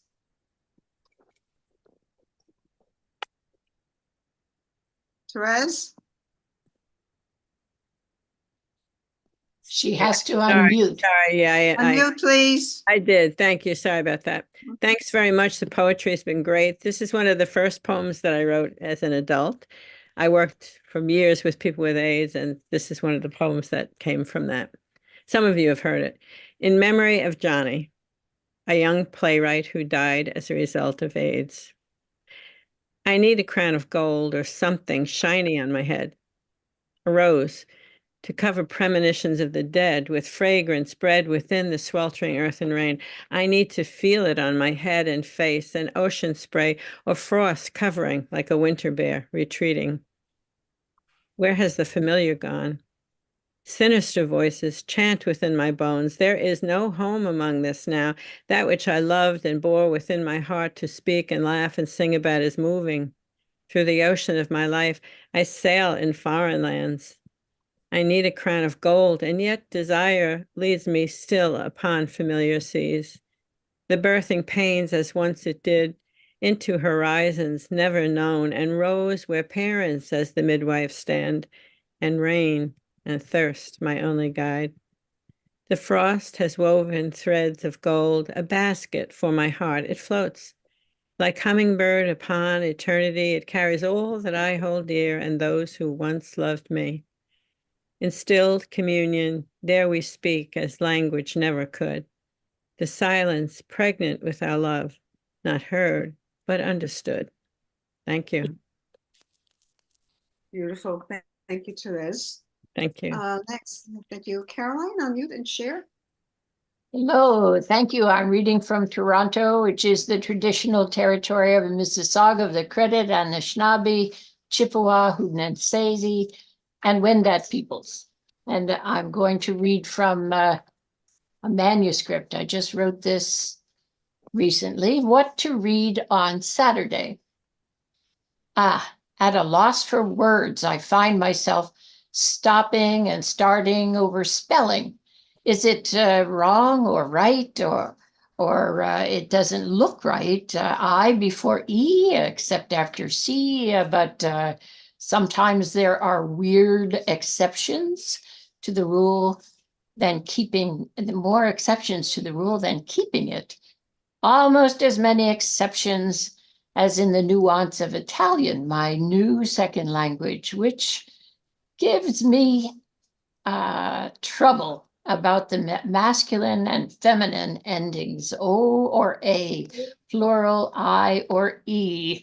What makes a finestra, a window, feminine, but a porto, a door, masculine? Then there is mano, which is really la mano, an exception, a bit of cross-dressing or gender bending at the top of your fingertips. Where was I? It was, what was I going to say for the reading on Saturday by Zoom from New York? Random thoughts about spelling, ordinary words, an exercise that takes me back to school days, yes, but now brings a worry about forgetfulness. Not school days, not even snow days, just ordinary day by day and the march of time. Thank you. Thank you. Very nice, very nice. Yay, a lot of Canadians today. Yay to Canada. Yeah. Okay, now we move back to Philadelphia. Okay. Hi, Amy Brown. Take it away. Yeah, I'm in Haverford. This is a poem from my book, We Became Summer. It's called City on a River. What Chester made no longer makes Chester. Scott Paper, Ford Motor Company left for sunnier climes. Blight replaced a factory town flanked by a shipyard and ethnic neighborhoods that glowed. Before communities dismantled and racial clamor told, mapping out his peace plan, Martin Luther King chose the city for divinity studies at Crozer Seminary.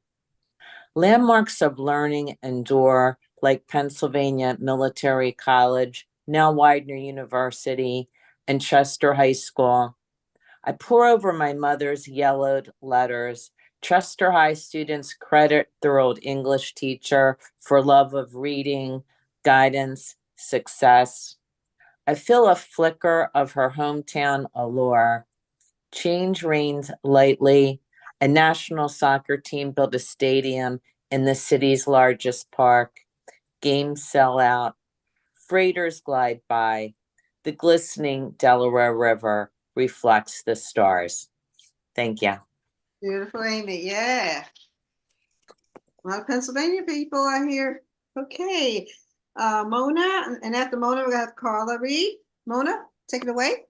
Thank you. Thank you, Patricia. My poem is called Some Days Like This. Some days like this, soft like a whisper from the world beyond the world. I'm running away, running towards, out of steam in a maze without end. Finally, I stop. The cat always afraid of something I can't understand. The cat who won't climb on my lap leans on my thigh for a while, eyes languid, asking for touch, purring my dream.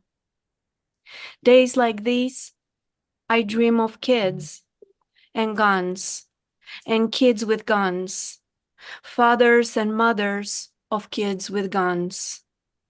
What have I done to deserve this, they ask. I ask, what have I done to deserve this?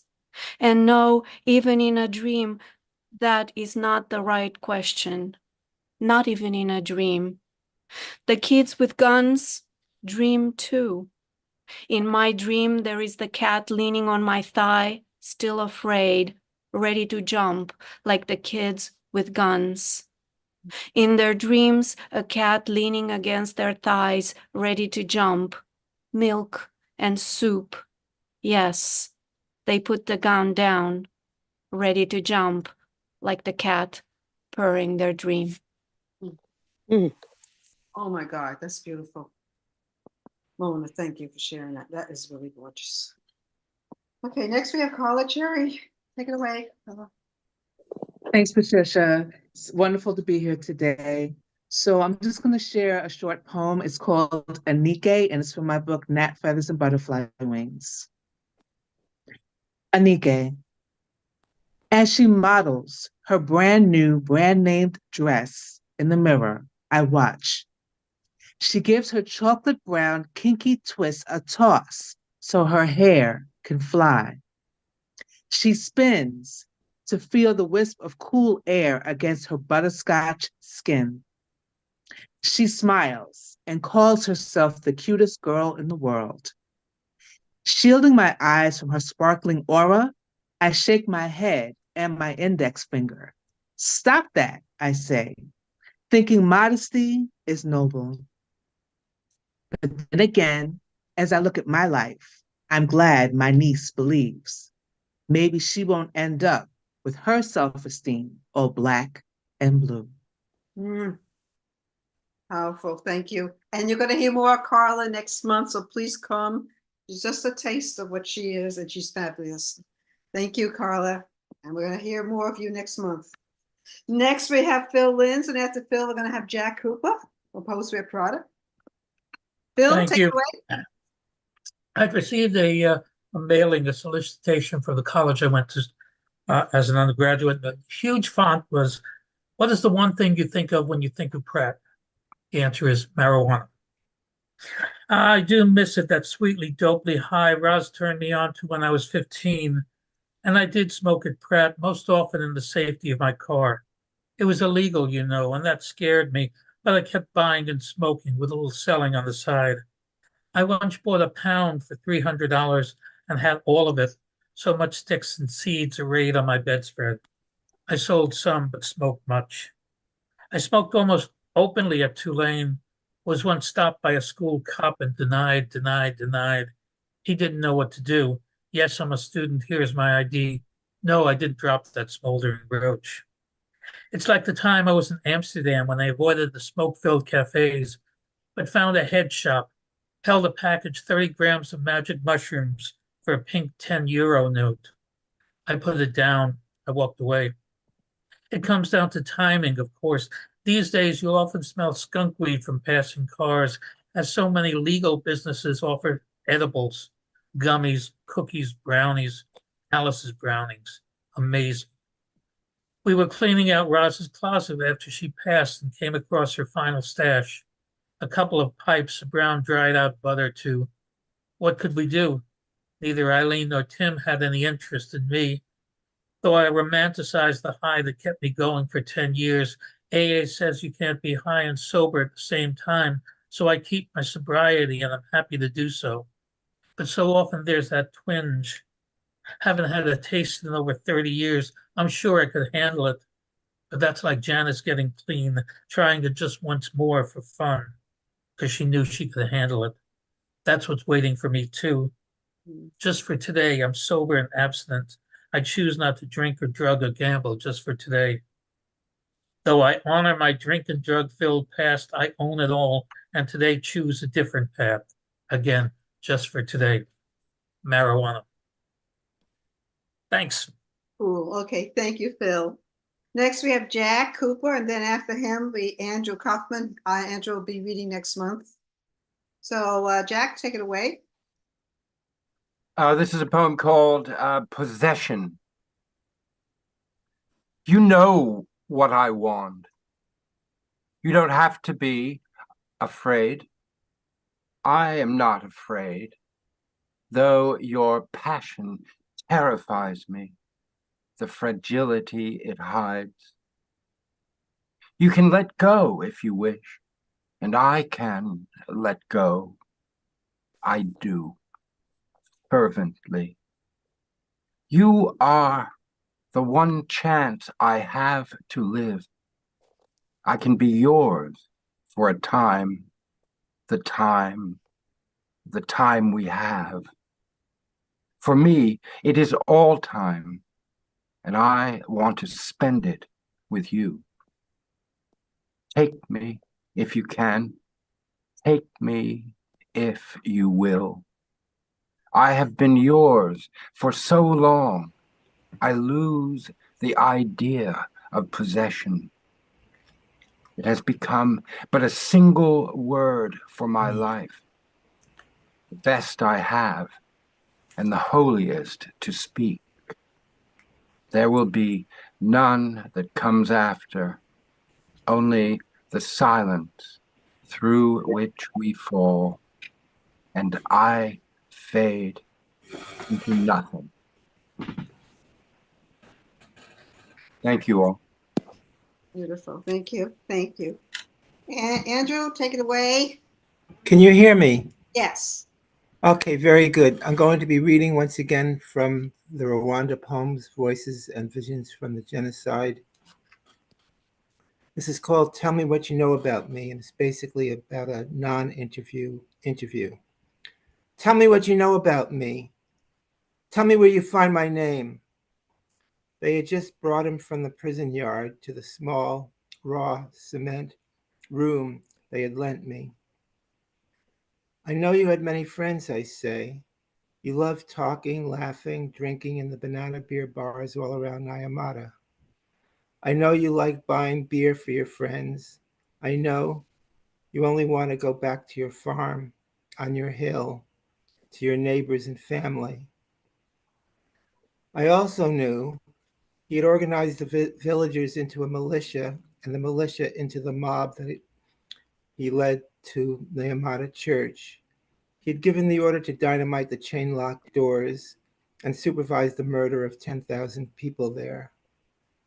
I knew he had procured the fragmentation grenades, distributed the machetes, visited every Hutu household, making sure the men were ready to use them. Tell me, he glowered, do you know Jean Hasfield? The book he wrote. His lies give me problems.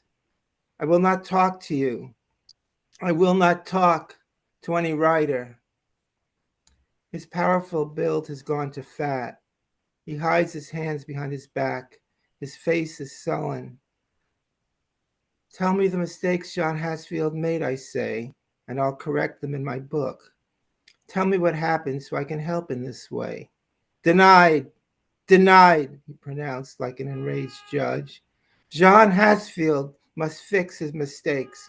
Only John Hasfield. John Hasfield finished his book 9 years ago, I tell him. He is done with Rwanda. He writes about other countries now. Tell me what happened and I'll write it in my book. You're in life or prison, no chance for release.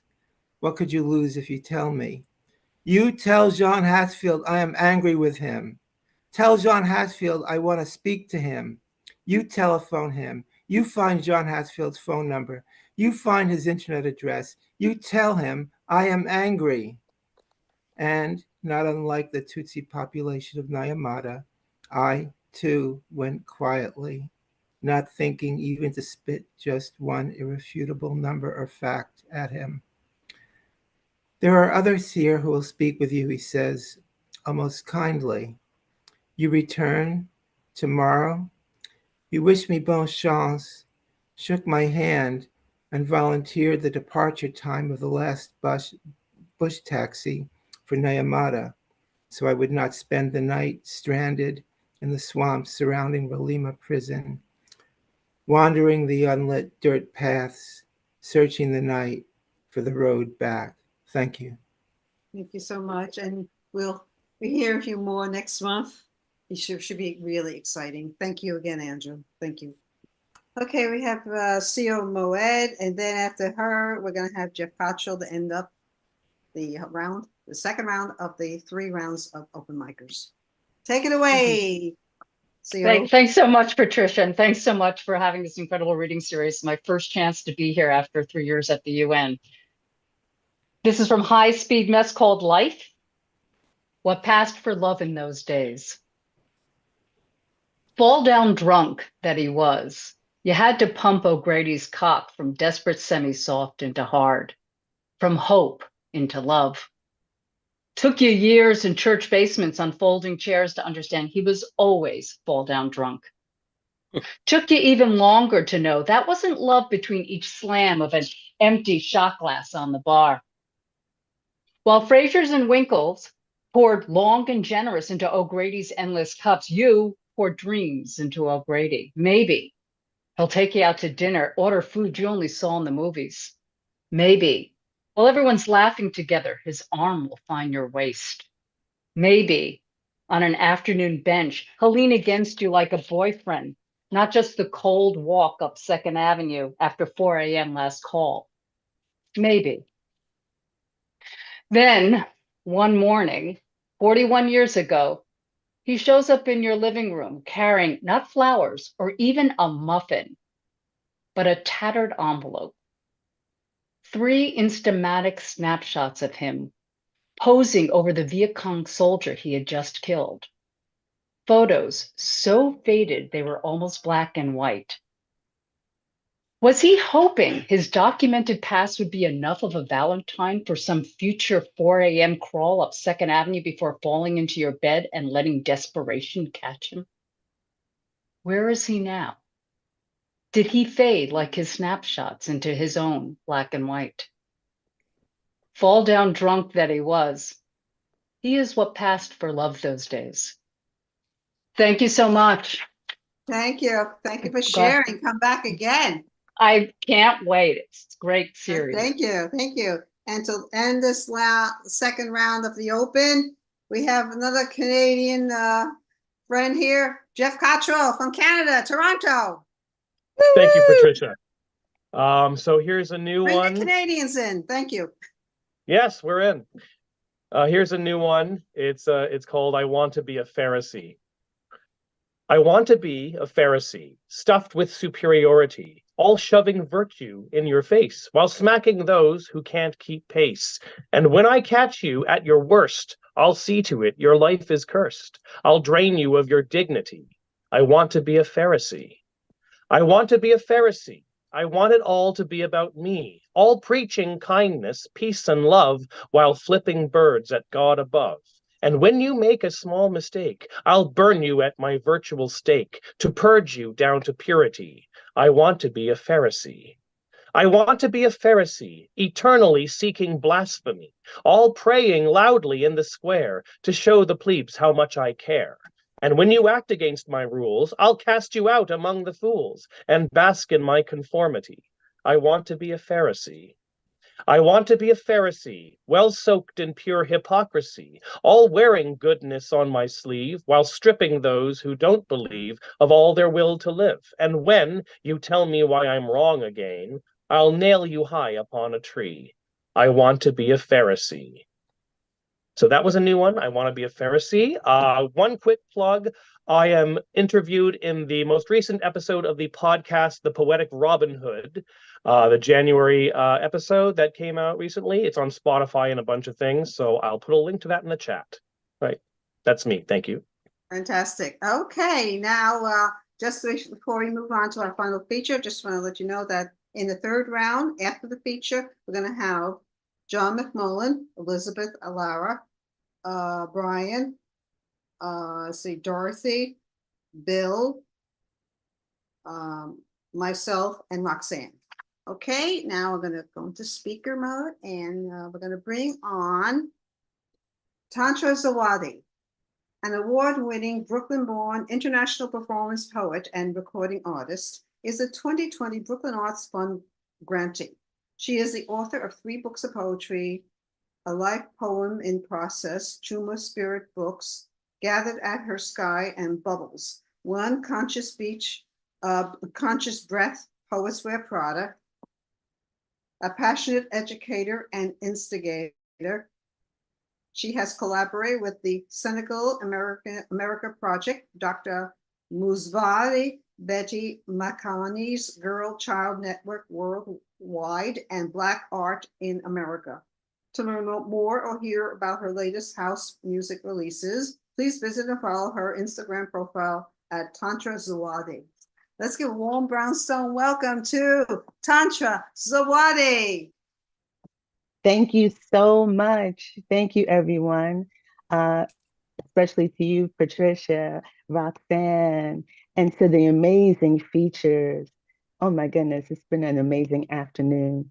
And to all the poets that bless the space. So here we go. I've learned that I am happy knowing that there will always be more to learn, and that in so doing, I must listen with my entire being. Young minds fertile and anxious to deliver truth, passed down from griots with open minds, prophesying on street corners, townships, and villages, talking about movements and phrases, finding ways to celebrate the rhythm of humanity and change. Shattering glass with our third eye for a clearer view of real love. How many dreams must die for poems of life to rise? Things gotta change. The seasons know me. Remind me that I am ocean in waves and ripple. Take me home. across the wailing great blue to the land of soul. A poem for Ia. Selling my diamonds. No more mourning because she knows more.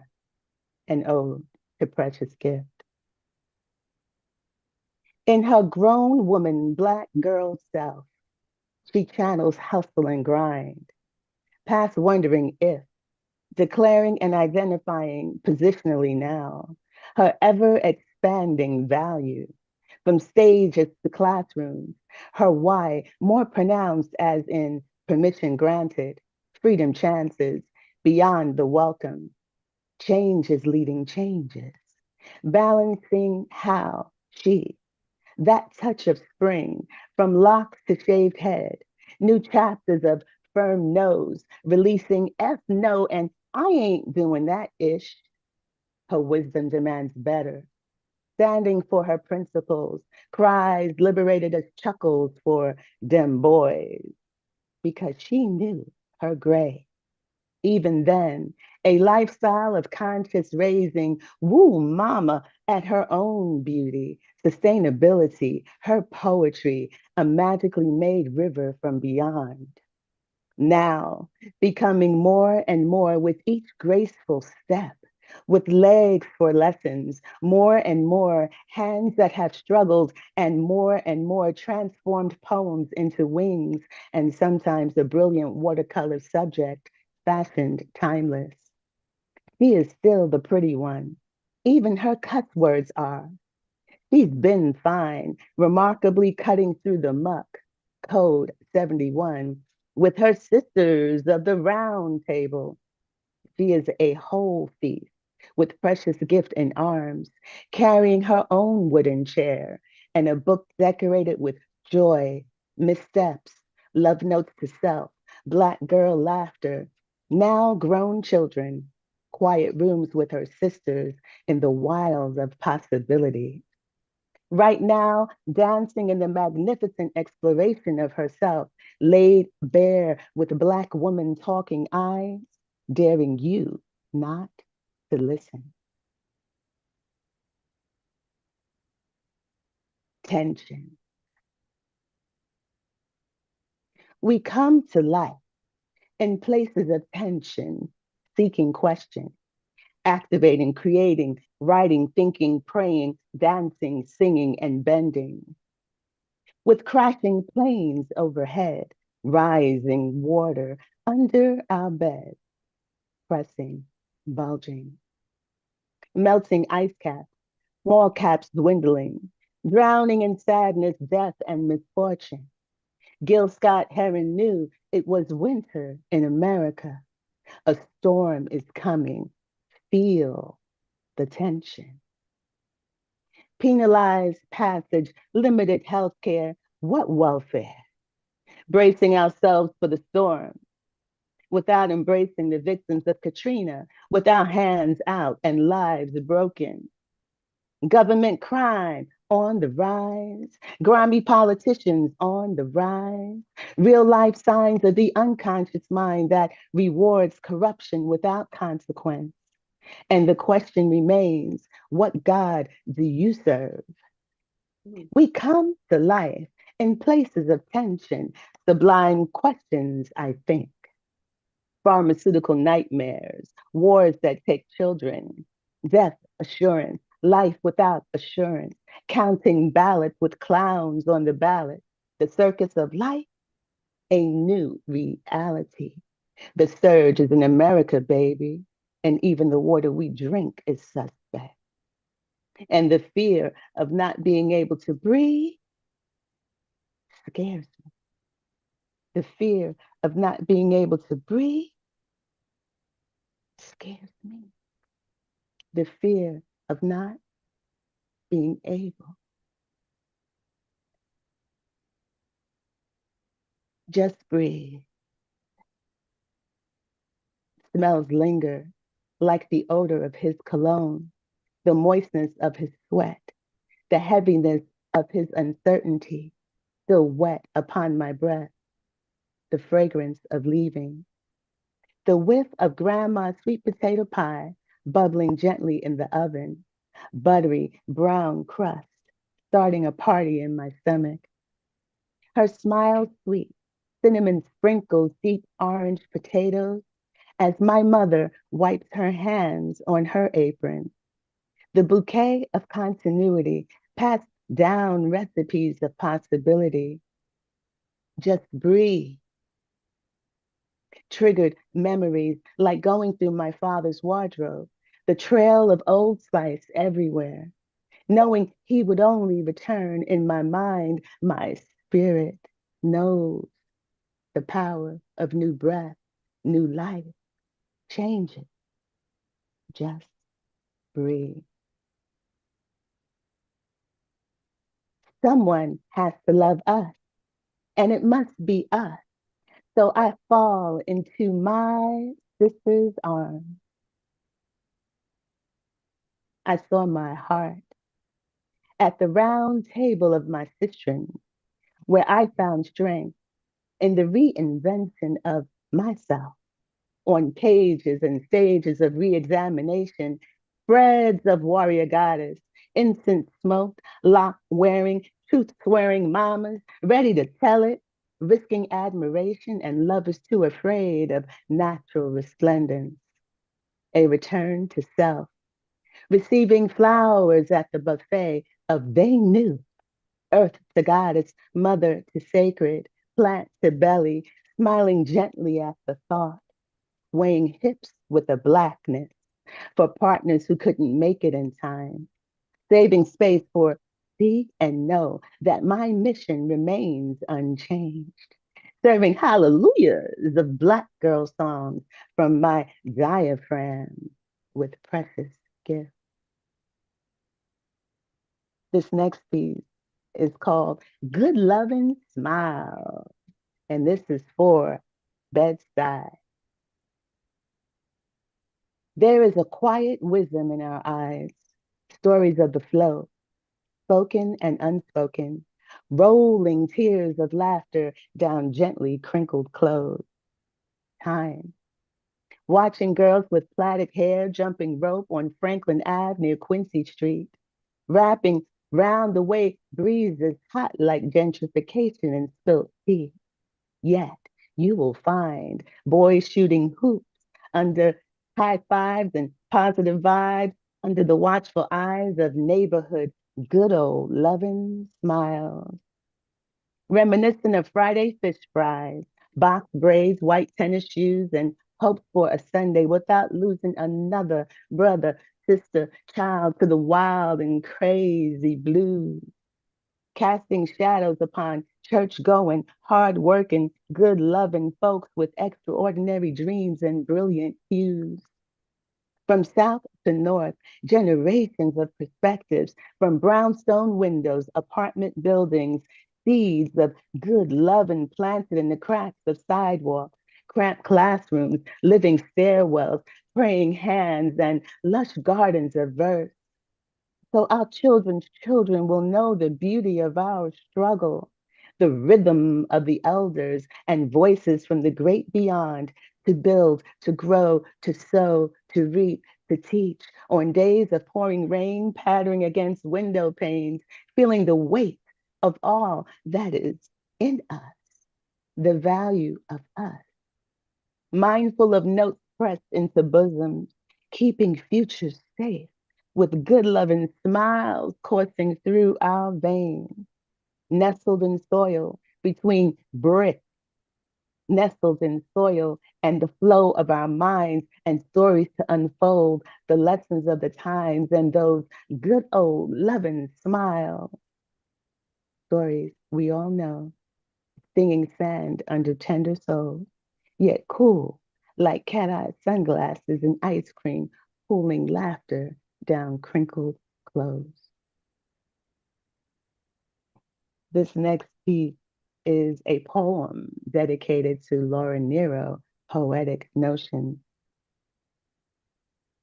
Their voices trembled my troubles, encouraged visions of a peaceful land with clean water, food aplenty, sweet music, love making, seasons of prosperity and soulful gatherings for the lonely women of the world. Their voices trembled my troubles, blew them like a breeze into morning, noon, and goddess twilight. As the woman in the window lit a flame and sang the blues in keys of sweet blindness. Her wild world now a satisfied blink. How quickly it all goes. The sun dances at twilight. Trouble roll, trouble roll. Something in their voices, calling upon mothers whispering positive vibes for inclusion in the book of life. The confession called Lucky found its way into their voices, hitting the highs and the lows of "And When I Die," singing the blues out loud on the poverty train because they believed in something. Something in their voices reminded me of why friends laugh through candles and birds night fly. The sun dances at twilight. Why you were the man, because things are falling, falling, falling. As newspapers blow down the street and pass you like brown leaves, how quickly it all goes. The sun dances at twilight. Trouble rolls, trouble rolls. Welcome, African mermaid.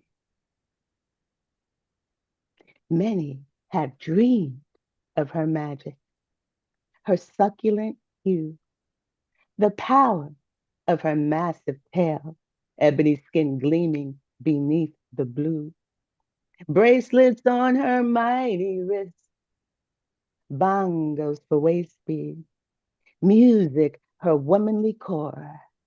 She flirts with the stars in search of her pleasure. Oh, African mermaid, buried in the hearts of men, love is her treasure. Her voice calms the ocean, a comfort for the newly free, rocking them to the door of their return, destiny, liberty. Oh, African mermaid, a vision beyond earthly measure, a sanctuary in the hearts of men. So sweet is her treasure. My tears have ruined rainforests, leaving paper trails of scattered chances I never took. I wonder if anyone will want my tissue-wrapped universal offerings of love. Sisters of the round table, hear my voice. Send me a love note when no one else does. This is my Black girl song. I'm calling my sisters of the round table, hear my song. Send me a love note when no one else does. This is my Black girl song.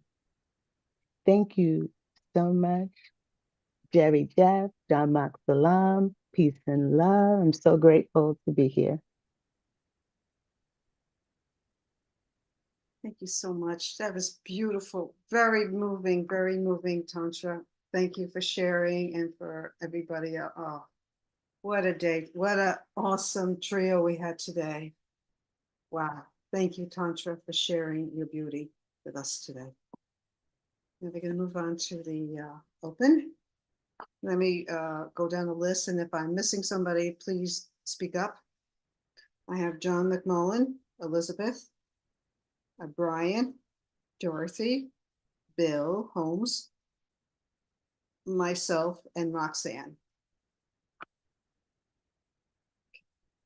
John, would you like to unmute and share? Yes,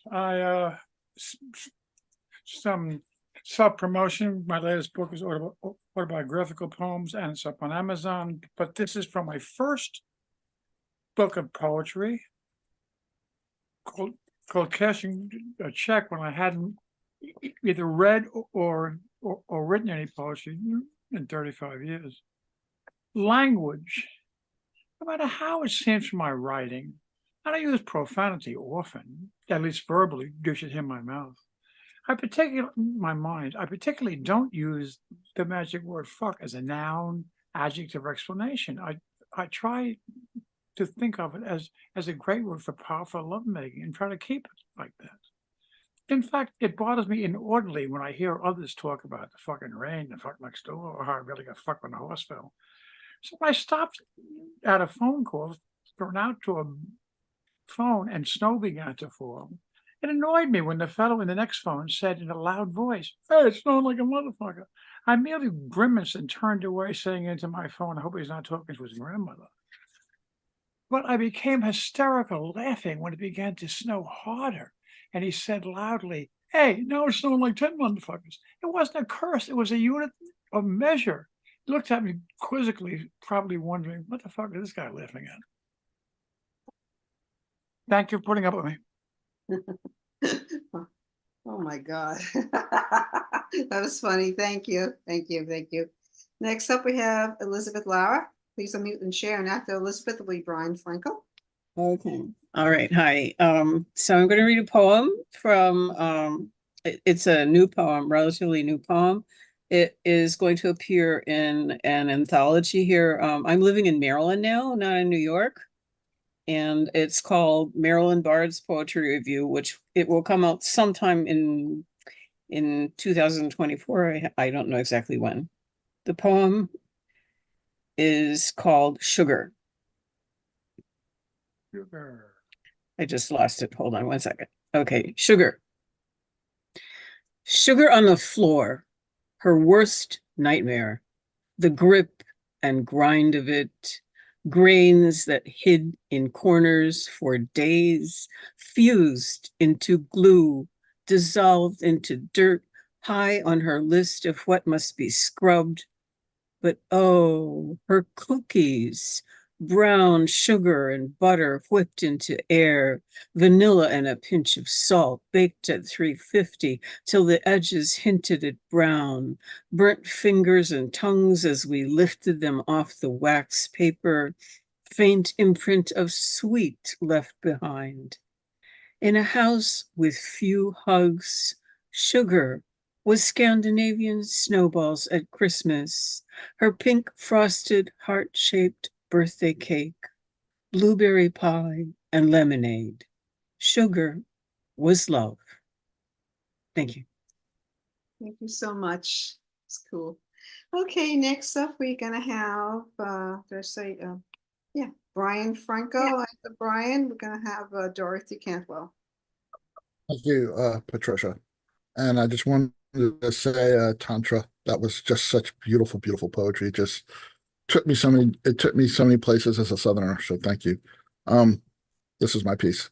So I was visiting my brother Paul in Atlanta. He wrote an address on a piece of paper, says, "I need you to pick up Braves tickets for tomorrow night."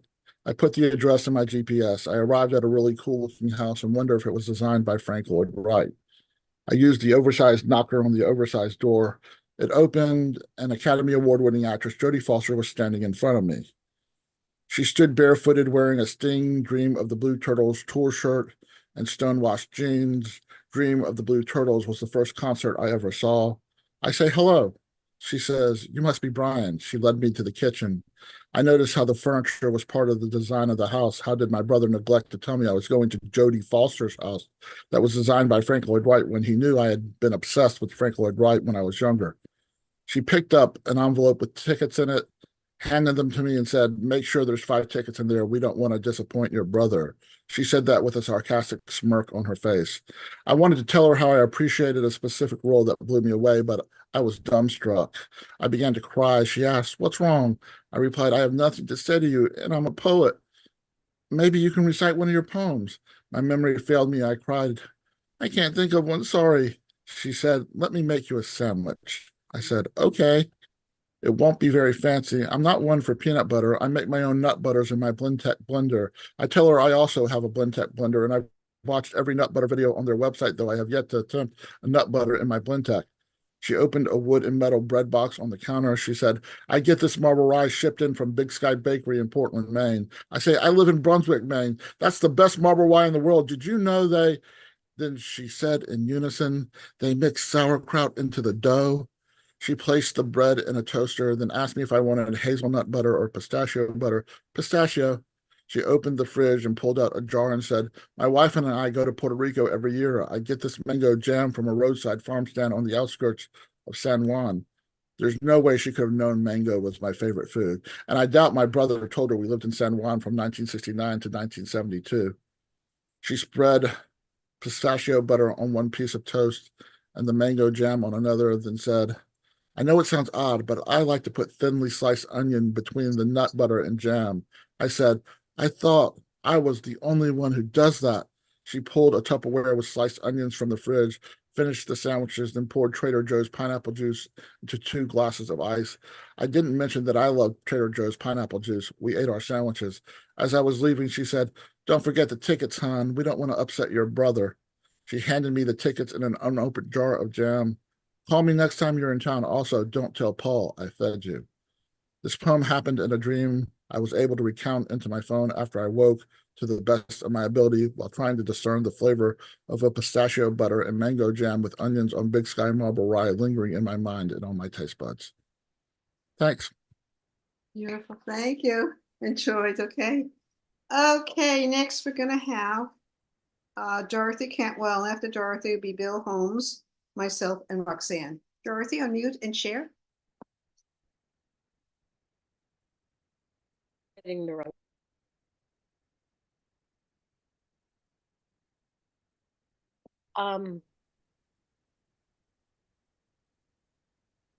Oh, I am so sorry. I had it up. Oh, Loomis. Okay. The name of this poem is Loomis. It's a new poem and it's in progress.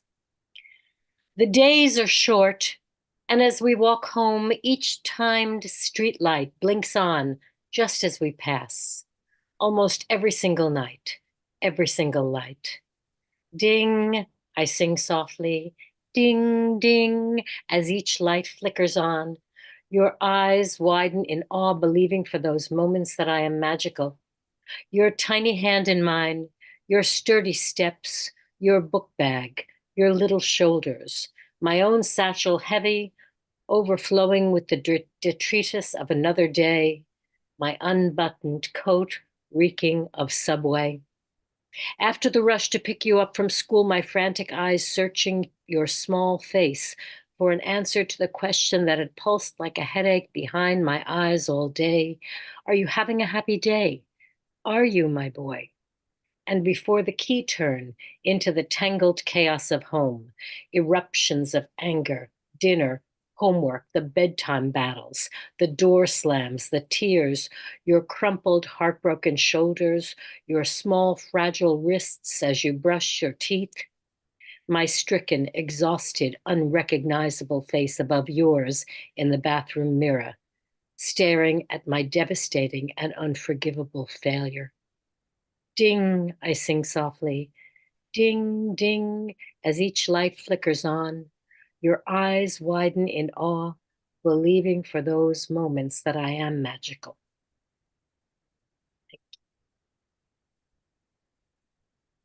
Yeah, that's magical. Thank you, Dorothy. Thank you for sharing. Bill Holmes, welcome to Brownstones. Please unmute and share. Good afternoon, everyone. Thank you so much for having me.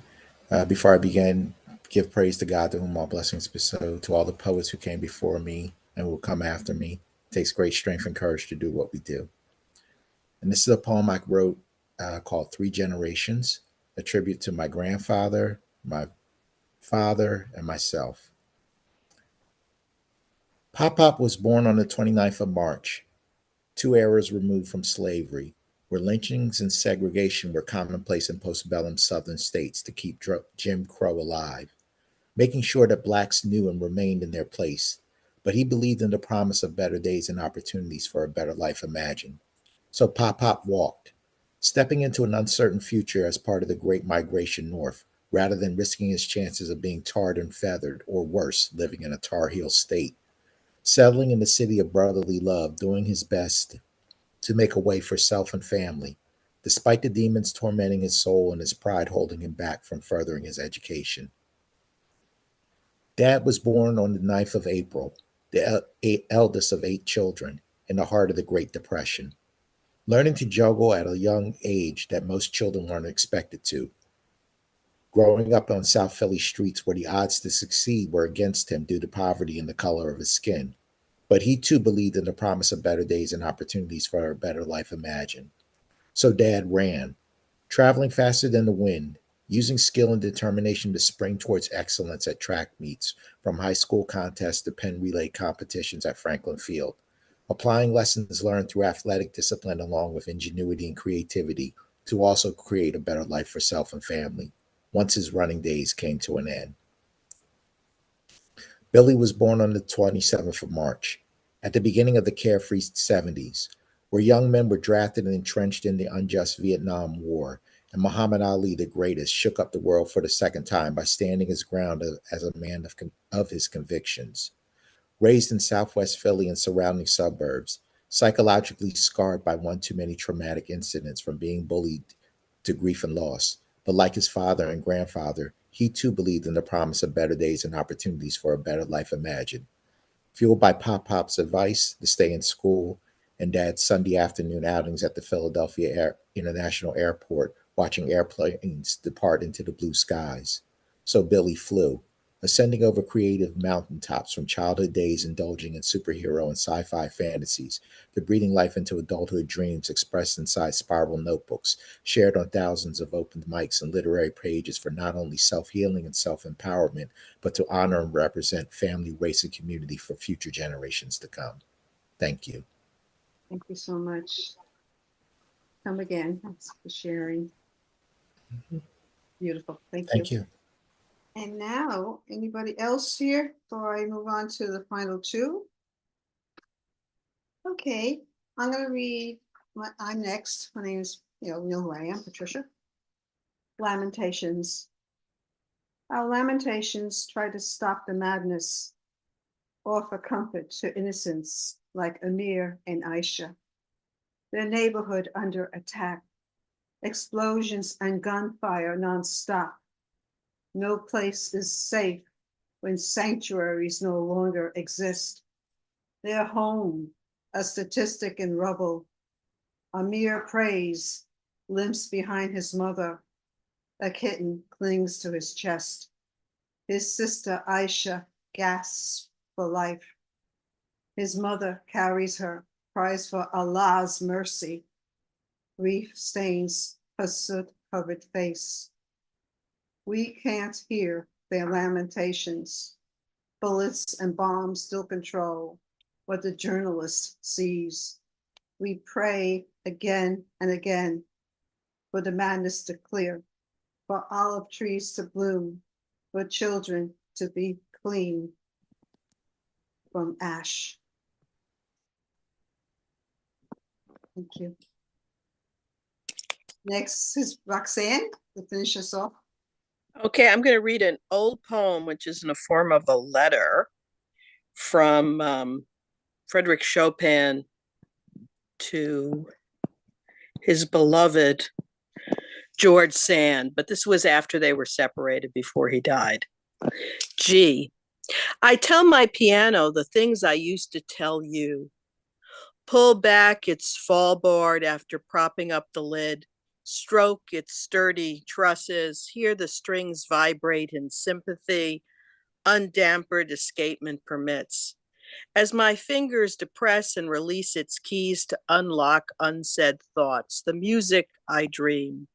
The solid back frame understands the balanced tension of romance, the give and the take of the player and the played, the rhythm of two heartbeats even at rest, the somber melody of disharmony. We of equal temperaments speak at length, practice our arpeggios and scales, regulate our voices, and play Mozart in your absence. Signed, F. Thank you. And I just got a message from Paul Richmond. He would like to read a poem. Oh, great. Paul, please unmute and share. Okay, hello. Thanks for having me. And right here at the end, here's my poem. You can find me on Facebook at Paul Word Richmond. I had to change my name because I was hacked, but here we go. This is called, this came as a prompt about love. You asked, do I love you? I love the warm embrace. I love being wanted. I love the acceptance of your nakedness. I love when you wrap yourself around me. You asked, do I love you? I love my dog. I love my new shoes. I love my grandmother. I love extra cheese on my noodles. I love the early mornings. I love cold pond water on a hot summer day. And I love that I'm still alive. But you asked, do I love you? I love when you call my name. I love hot pecan rolls. I love warm sweaters. I love the warmth from the wood fire. I love when the cat sits on my lap. And you ask, do I love you? I love hearing you come in the front door. I love our conversations. I love maple syrup on my pancakes, and I love extra butter on everything. I love how your eyes light up when you see me, and you ask, do I love you? I love you. I love you. No matter how many times, no matter what is said or done, the bottomless pit of your insecurities cannot be filled. You keep asking, do I love you? Never hearing the answer. Thank you, everybody. That concludes a banner way of starting the new year, and we finished pretty much on time. We moved, we kicked butt here, we got it done. I can imagine if everybody showed up, we would have been on for at least another half an hour or so. Right. Yeah. Thank you, Fabulous Patricia. speakers, Thank you. fabulous And Thank don't forget you to very come back much. next month. We're going to have Thank February 24th, George Wallace, Andrew Kaufman, and Carla Cherry. You got Chase of Okay. Andrew and Carla today. You're going to hear from George as well. So come back. It's on February 24th. And thank you again, everybody. I want to give a big Brownstone thank you to JP Howard, to Cynthia Maddock, and to Tantra Zawadi, the open mic, and the listeners, and to my buddy Roxanne. Thank you, everybody, and to the borough of Brooklyn, for Hoboken, and for the Canada, across the United States, Paris, you name it. Thank you, everybody. Thank you. Thank you. Thank Thank you. you. Beautiful. Thank you, Great job. Patricia May this year be a better year for everybody. and Roxanne. Thank you. Thank you to everybody. What a wonderful day. It was beautiful. Thank you. all. Thank you. Thank you all. Thank you. Take care. Thank you. Thank you, everybody. Thank you Come all. Have a again. good day. Okay. Take care. Good night. Thank you. Muchas Stay gracias. safe. Okay. Stay safe, everybody. Bye. Thanks, everyone. Okay. Thank Take you. care. Bye. All right. Talk to you soon, Patricia. Okay. JP. Okay. Okay. Hey, Prince. It was great to hear you. Take care, everybody. Love Prince. Patty cool. Very cool. That was so great. That was just wow. Mm. Yeah, that was beautiful. That was a beautiful lineup. It really Wow. was. Wow. Strong poetry today, man. Good way to start this year. Yeah, definitely. You know, nice. Oh man, it was so good to hear Tantra. It's fabulous to hear Tantra. Yes, it was so Fabulous good to to hear hear her. Cynthia and JP. What a lineup. Yeah. I mean, it's like you wonder where can it, how, it's like the bar, like where can it go from here? You know, it's beautiful. Oh man. So a little stress off your back. Take 5 minutes and it gets right back on. The next Yeah, next installment, February 24th. Carla, you should be great, and Andrew. Carla, and of course, George. Carla Cherry, George, and who else? Andrew Kaufman, you heard him today. Andrew Kaufman. Andrew Kaufman. I know that name, but I don't. He was Okay. He was here today. He read from his book. Fabulous new book he has. Okay. Okay. Rox, we're not gonna see you tomorrow. She's gonna be hanging out with the grands. Got to catch up with the grands. It's all on you, Patty Cool. Yeah. I think Bruce is coming, right? Though. Yeah, Bruce is coming. Wait till what, tomorrow? Yeah, Yeah. tomorrow. Yeah. What time is that? What time is it? I forgot the time. I gotta look at the email. I think it's 6. Yeah. I think it's 6. Let me see. Where the hell is it? Email.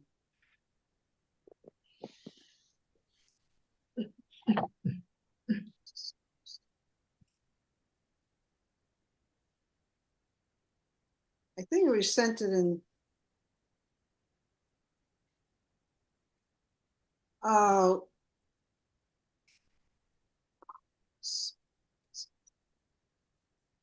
What time is it? Where'd you send it? Just send it on the information. Where'd you send it to? I'm trying to find the information. I don't know. I sent it, Patty, to your email. I'm getting, because I don't know if it's on Messenger. I really don't know.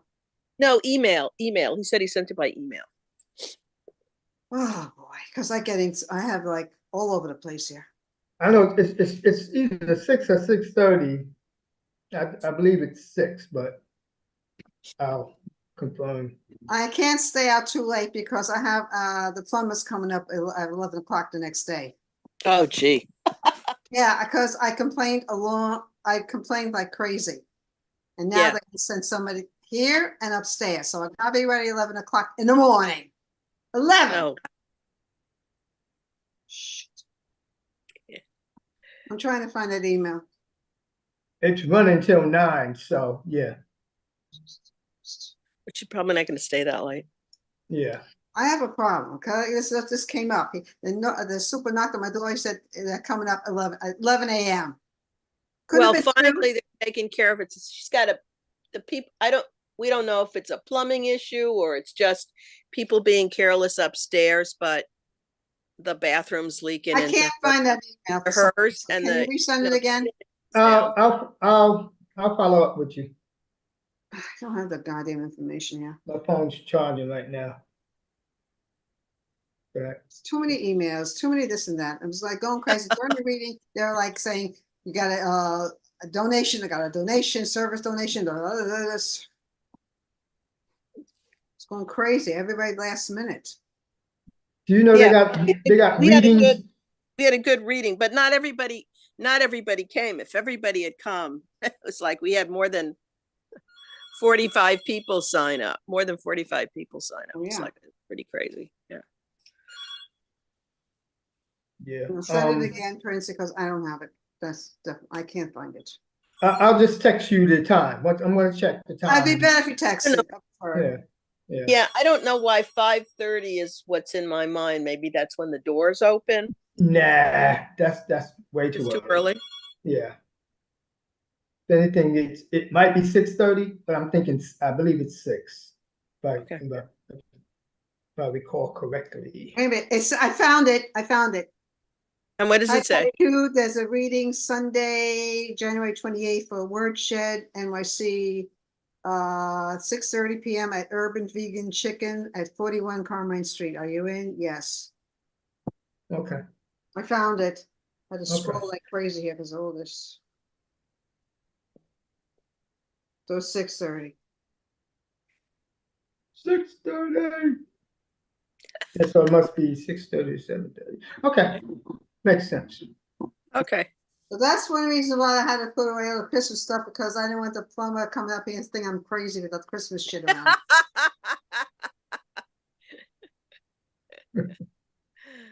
And my niece, I thought she was coming up Martin Luther King Day. She didn't. I don't know what the hell she's doing, the boyfriend. I wanted to get rid of the gifts.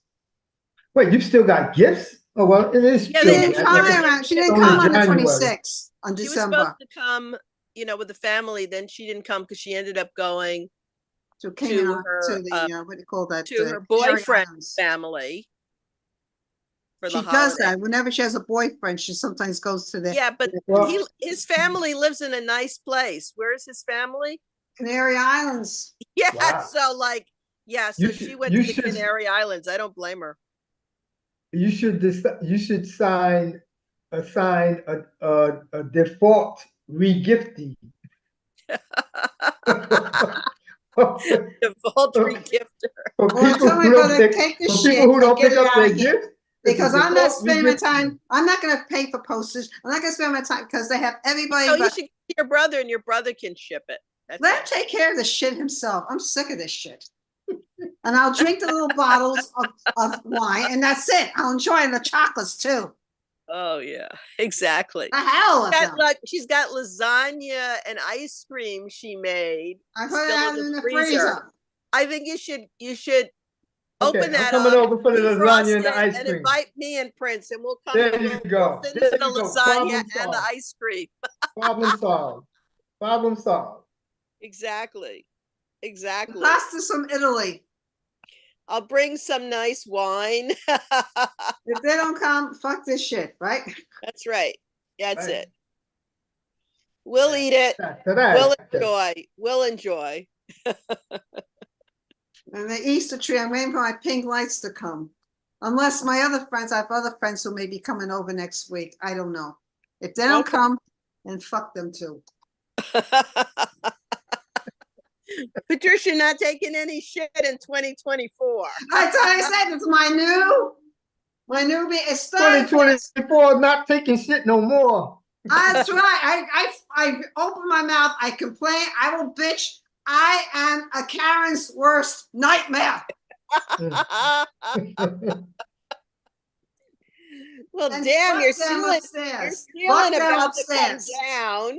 Your ceiling about to come down in the bathroom again. You know, they already repaired it once, and it might just be because these people can't be bothered to hang a shower No, curtain. because it's ever since that guy moved in. She has a guy moving in with her, living in with her.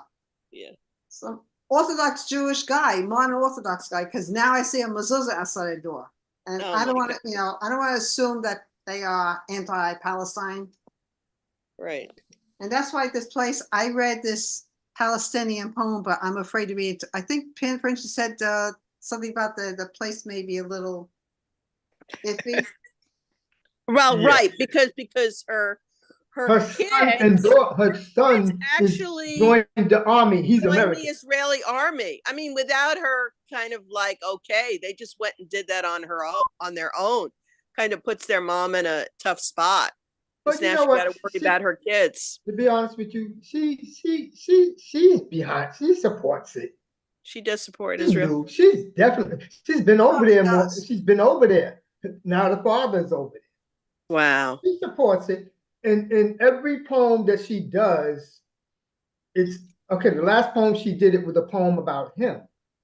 Wow. You know, about her fear and so on. So, you know, that a mother's poem. So you're kind of like, oh, you know, but at the same time, the underlying curve of it is, you know, it's sympathetic toward Israel. But yeah, you could be liberal when it comes to Israel, especially, if you're Jewish. Right. Yeah. I don't know. In New York. And she's Russian Jew. She's from Russia. Tough. Oh, they're the worst. She's Russian Jew. So she's like, God, please. But she's acting like she's playing on both. I'm just like, hey, I came from a Zionist background. I mean, everything was Israel, Israel, Israel growing up. My thing is this. My father was buried with a tie made in Israel. We got him purposely. Oh, wow. A beautiful silver tie. Oh, it was gorgeous. It was gorgeous. Well, you know what? He had a tree in his name, Aaron. And so I was brainwashed. Well, he's over there. My father was never into Israel. He was not for it. But what really got me was when my friends went to the kibbutzes and came back and told me I thought they were going to be planting trees and growing food. And they were trained to be soldiers during their summer away at the kibbutz. That was kind of horrifying. So they're trained for war. They never told me until you told me that story, Roxanne. I was under the impression that you go, it's like a commune type of thing. It is, but that's You know, but they're well, you getting- grow veggies, you're self-sufficient, all that. right. Grow the country, you know, bloom, you know, the desert, out of the desert, make it bloom. Boy, was I. Yeah. Well, it's because then, you know, and now they have a lot of terrorism. I mean, they're constantly under attack. In that time, there was a lot of car bombing.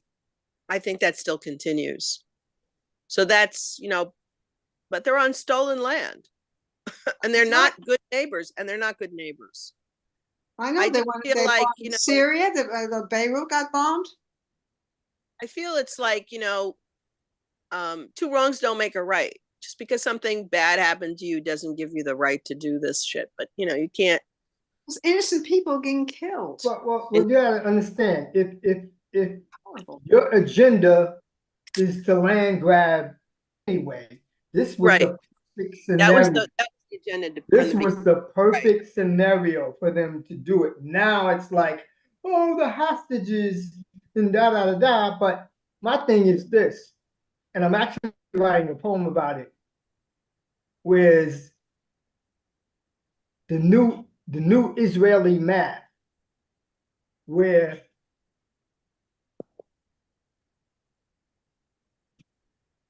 1,400 people, and let's say what 250 hostages, was it something like that? Right. Is greater. The lives of 250 hostages is greater than that of 2.5 Hostages million. are not dead. They're being held hostage. These people are being murdered. Exactly. They're being killed. Aside from the But fact I'm that saying, but it just goes to show. aside from the fact that every Israeli is a soldier.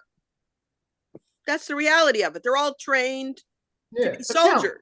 Yeah. They are all in the military. There's no choice about, you know, they have a lot of problems because the Orthodox are pacifists and they won't join the military. And then they get the rest of the people complain that they won't join the military, that they refuse to join the military based on religious beliefs as pacifists.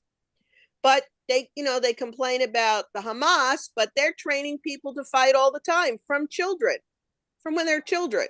And they're bombing Christian places. They're bombing churches. They're bombing hospitals. And hospitals too. Yeah, and they won't let the Red Cross. And they're all saying, you know, I'm hearing rumors that those tunnels, not Hamas, that they're running pedophile rings, Israelis. God almighty. Notice that pedophiles are getting away with murder. People, pedophiles here have a oasis over there in the so-called Israel. Wow. Being protected. I'm hearing stuff, and why? I don't know what to think. You heard about what they built, the tunnel underneath the in Brooklyn, those tunnels from the synagogue, and they found stained mattresses and all that stuff. What the hell's going on there? Why are they building a tunnel? And the tunnel led to a woman's mitzvah. Who knows? I mean, that's weird, and it wasn't even sanctioned because it's endangering the buildings. They just go ahead and just make. Well, you know, this is what happens when you get basically, you know, a dictatorship. You know, basically all kinds of really hideous stuff happened under Hitler. You know, it was like a free-for-all for all kinds of dreadful activities to happen. Beyond even what was going on with the Jews. You know, there was all kinds of atrocious behavior. Yeah, they hated the Roma people. On a part of the SS. So that's, you know, it just opens the door. Once you allow like one crime, it opens the door for everything, you know. No, I think there's a lot of organized crime that's involved with the government. There's no concept of good and bad. You know, the compass is skewed. It's skewed. They don't even think of these people as human. That's the problem. That's why it's so easy for them to do what they do. Yeah, Right. and they're being sanctioned, and the government here is doing shit. Well, we support them. I don't That's what support we're them. doing. That's what we're We doing. support them. Always support Israel. We're giving them. We're giving. And if you say boo, you're anti-Semitic. We're giving them money and arms. Right. And I don't understand. Israel's a rich country. You know, like Exactly. why are we giving one of the richest Western country aid? You know, when This is not the Ukraine. All these poor countries that need aid. You know. Well, it's obviously, you know, we do a It's lot to of protect stuff. their interests. We do a lot of and only stuff. the white people. Most We do a lot Israelis of are stuff white. for It's to protect financial Israeli financial interests reasons. And they're mostly white. Yeah. They're not going to give a shit for brown people or black people. No. No. Fuck you. That's why they gave to Ukraine, because Ukraine is basically a white country. Yep. Yeah. If it's a brown country, Rwanda, places like Rwanda. Wouldn't even know about it. We wouldn't even know about it. Wouldn't even because they're black. Wouldn't be in the news. Because they're black. Anyway, guys, I'm gonna get off. I'm gonna make dinner. Yeah, I don't even know what the hell I'm going to eat for dinner. Bucks, Enjoy tomorrow. A quick question. Since I rewrote this poem, believe it or not, the poem I read. Should I say for children to be cleaned from ash? I think I said that. I don't remember what the hell I said. Oh, I don't Olive remember. trees to bloom, for children to be cleaned from ash or of ash. To be cleaned from ash. Cleaned from ash, yeah. To be cleaned with ED. To be cleaned from ash or cleaned? Cleaned. Yeah. ED? Cleaned. I would say of. Cleaned of ash. Yeah. Cleaned from. I think you can say from. You can say of. Of sounds a little stilted to me. Well, so cleaned. It's cleaned ED at the end, right? Yeah, cleaned of ash. From ash. I would say that, to be cleaned from ash, because they're already covered with ash. Yeah. Thank you. I was just staring. I was like, look what I was doing. I said, I'm not going to read the poem as is. Well, good for you. I was going to read something else, but I said, you know what? I'm going to keep it political, because I know I can't read it tomorrow. I'll be reading the lady who holds a kitten at a table tomorrow. Okay. All right. Let me go. Okay. Bye, guys. See you tomorrow. Yeah. Do you want to meet before then? Do you want to meet before TAC? I'm not coming. I thought Prince relayed that to you. I'm not going to go because I got to. It's my day to spend with the grands is Sunday. Oh, it's going to be hard for me, because you know why? I have to deal with the super tomorrow. Yeah. So I'm not. So, listen, we'll get you to read early. No, it's going to be too much. The traveling, and I got to be ready. I got to be up before 11 o'clock, and they could come sooner. They could come at 10:30. Yeah, I wish it was earlier. I just it's going to be by that time. I'm going to be. Forget it. I'm going to have to say crashing. I apologize, Prince, because of this shit that's happening. No worries. I'll let her know. Yeah, sorry about that. Because I'm going to be. I think we're going to go to House of Pancakes. It's like 5:30 in the morning. These kids are up. Wow. They're bouncing off the wall. You're gonna be. You're gonna be. Morning. We go to International House of Pancakes. Okay. Try not to let them eat too much sugar. I wouldn't want to see you at 3 o'clock. Sorry. One question, Roxanne. Paul Richmond. I didn't see him coming through. Did he do like a credit card thing?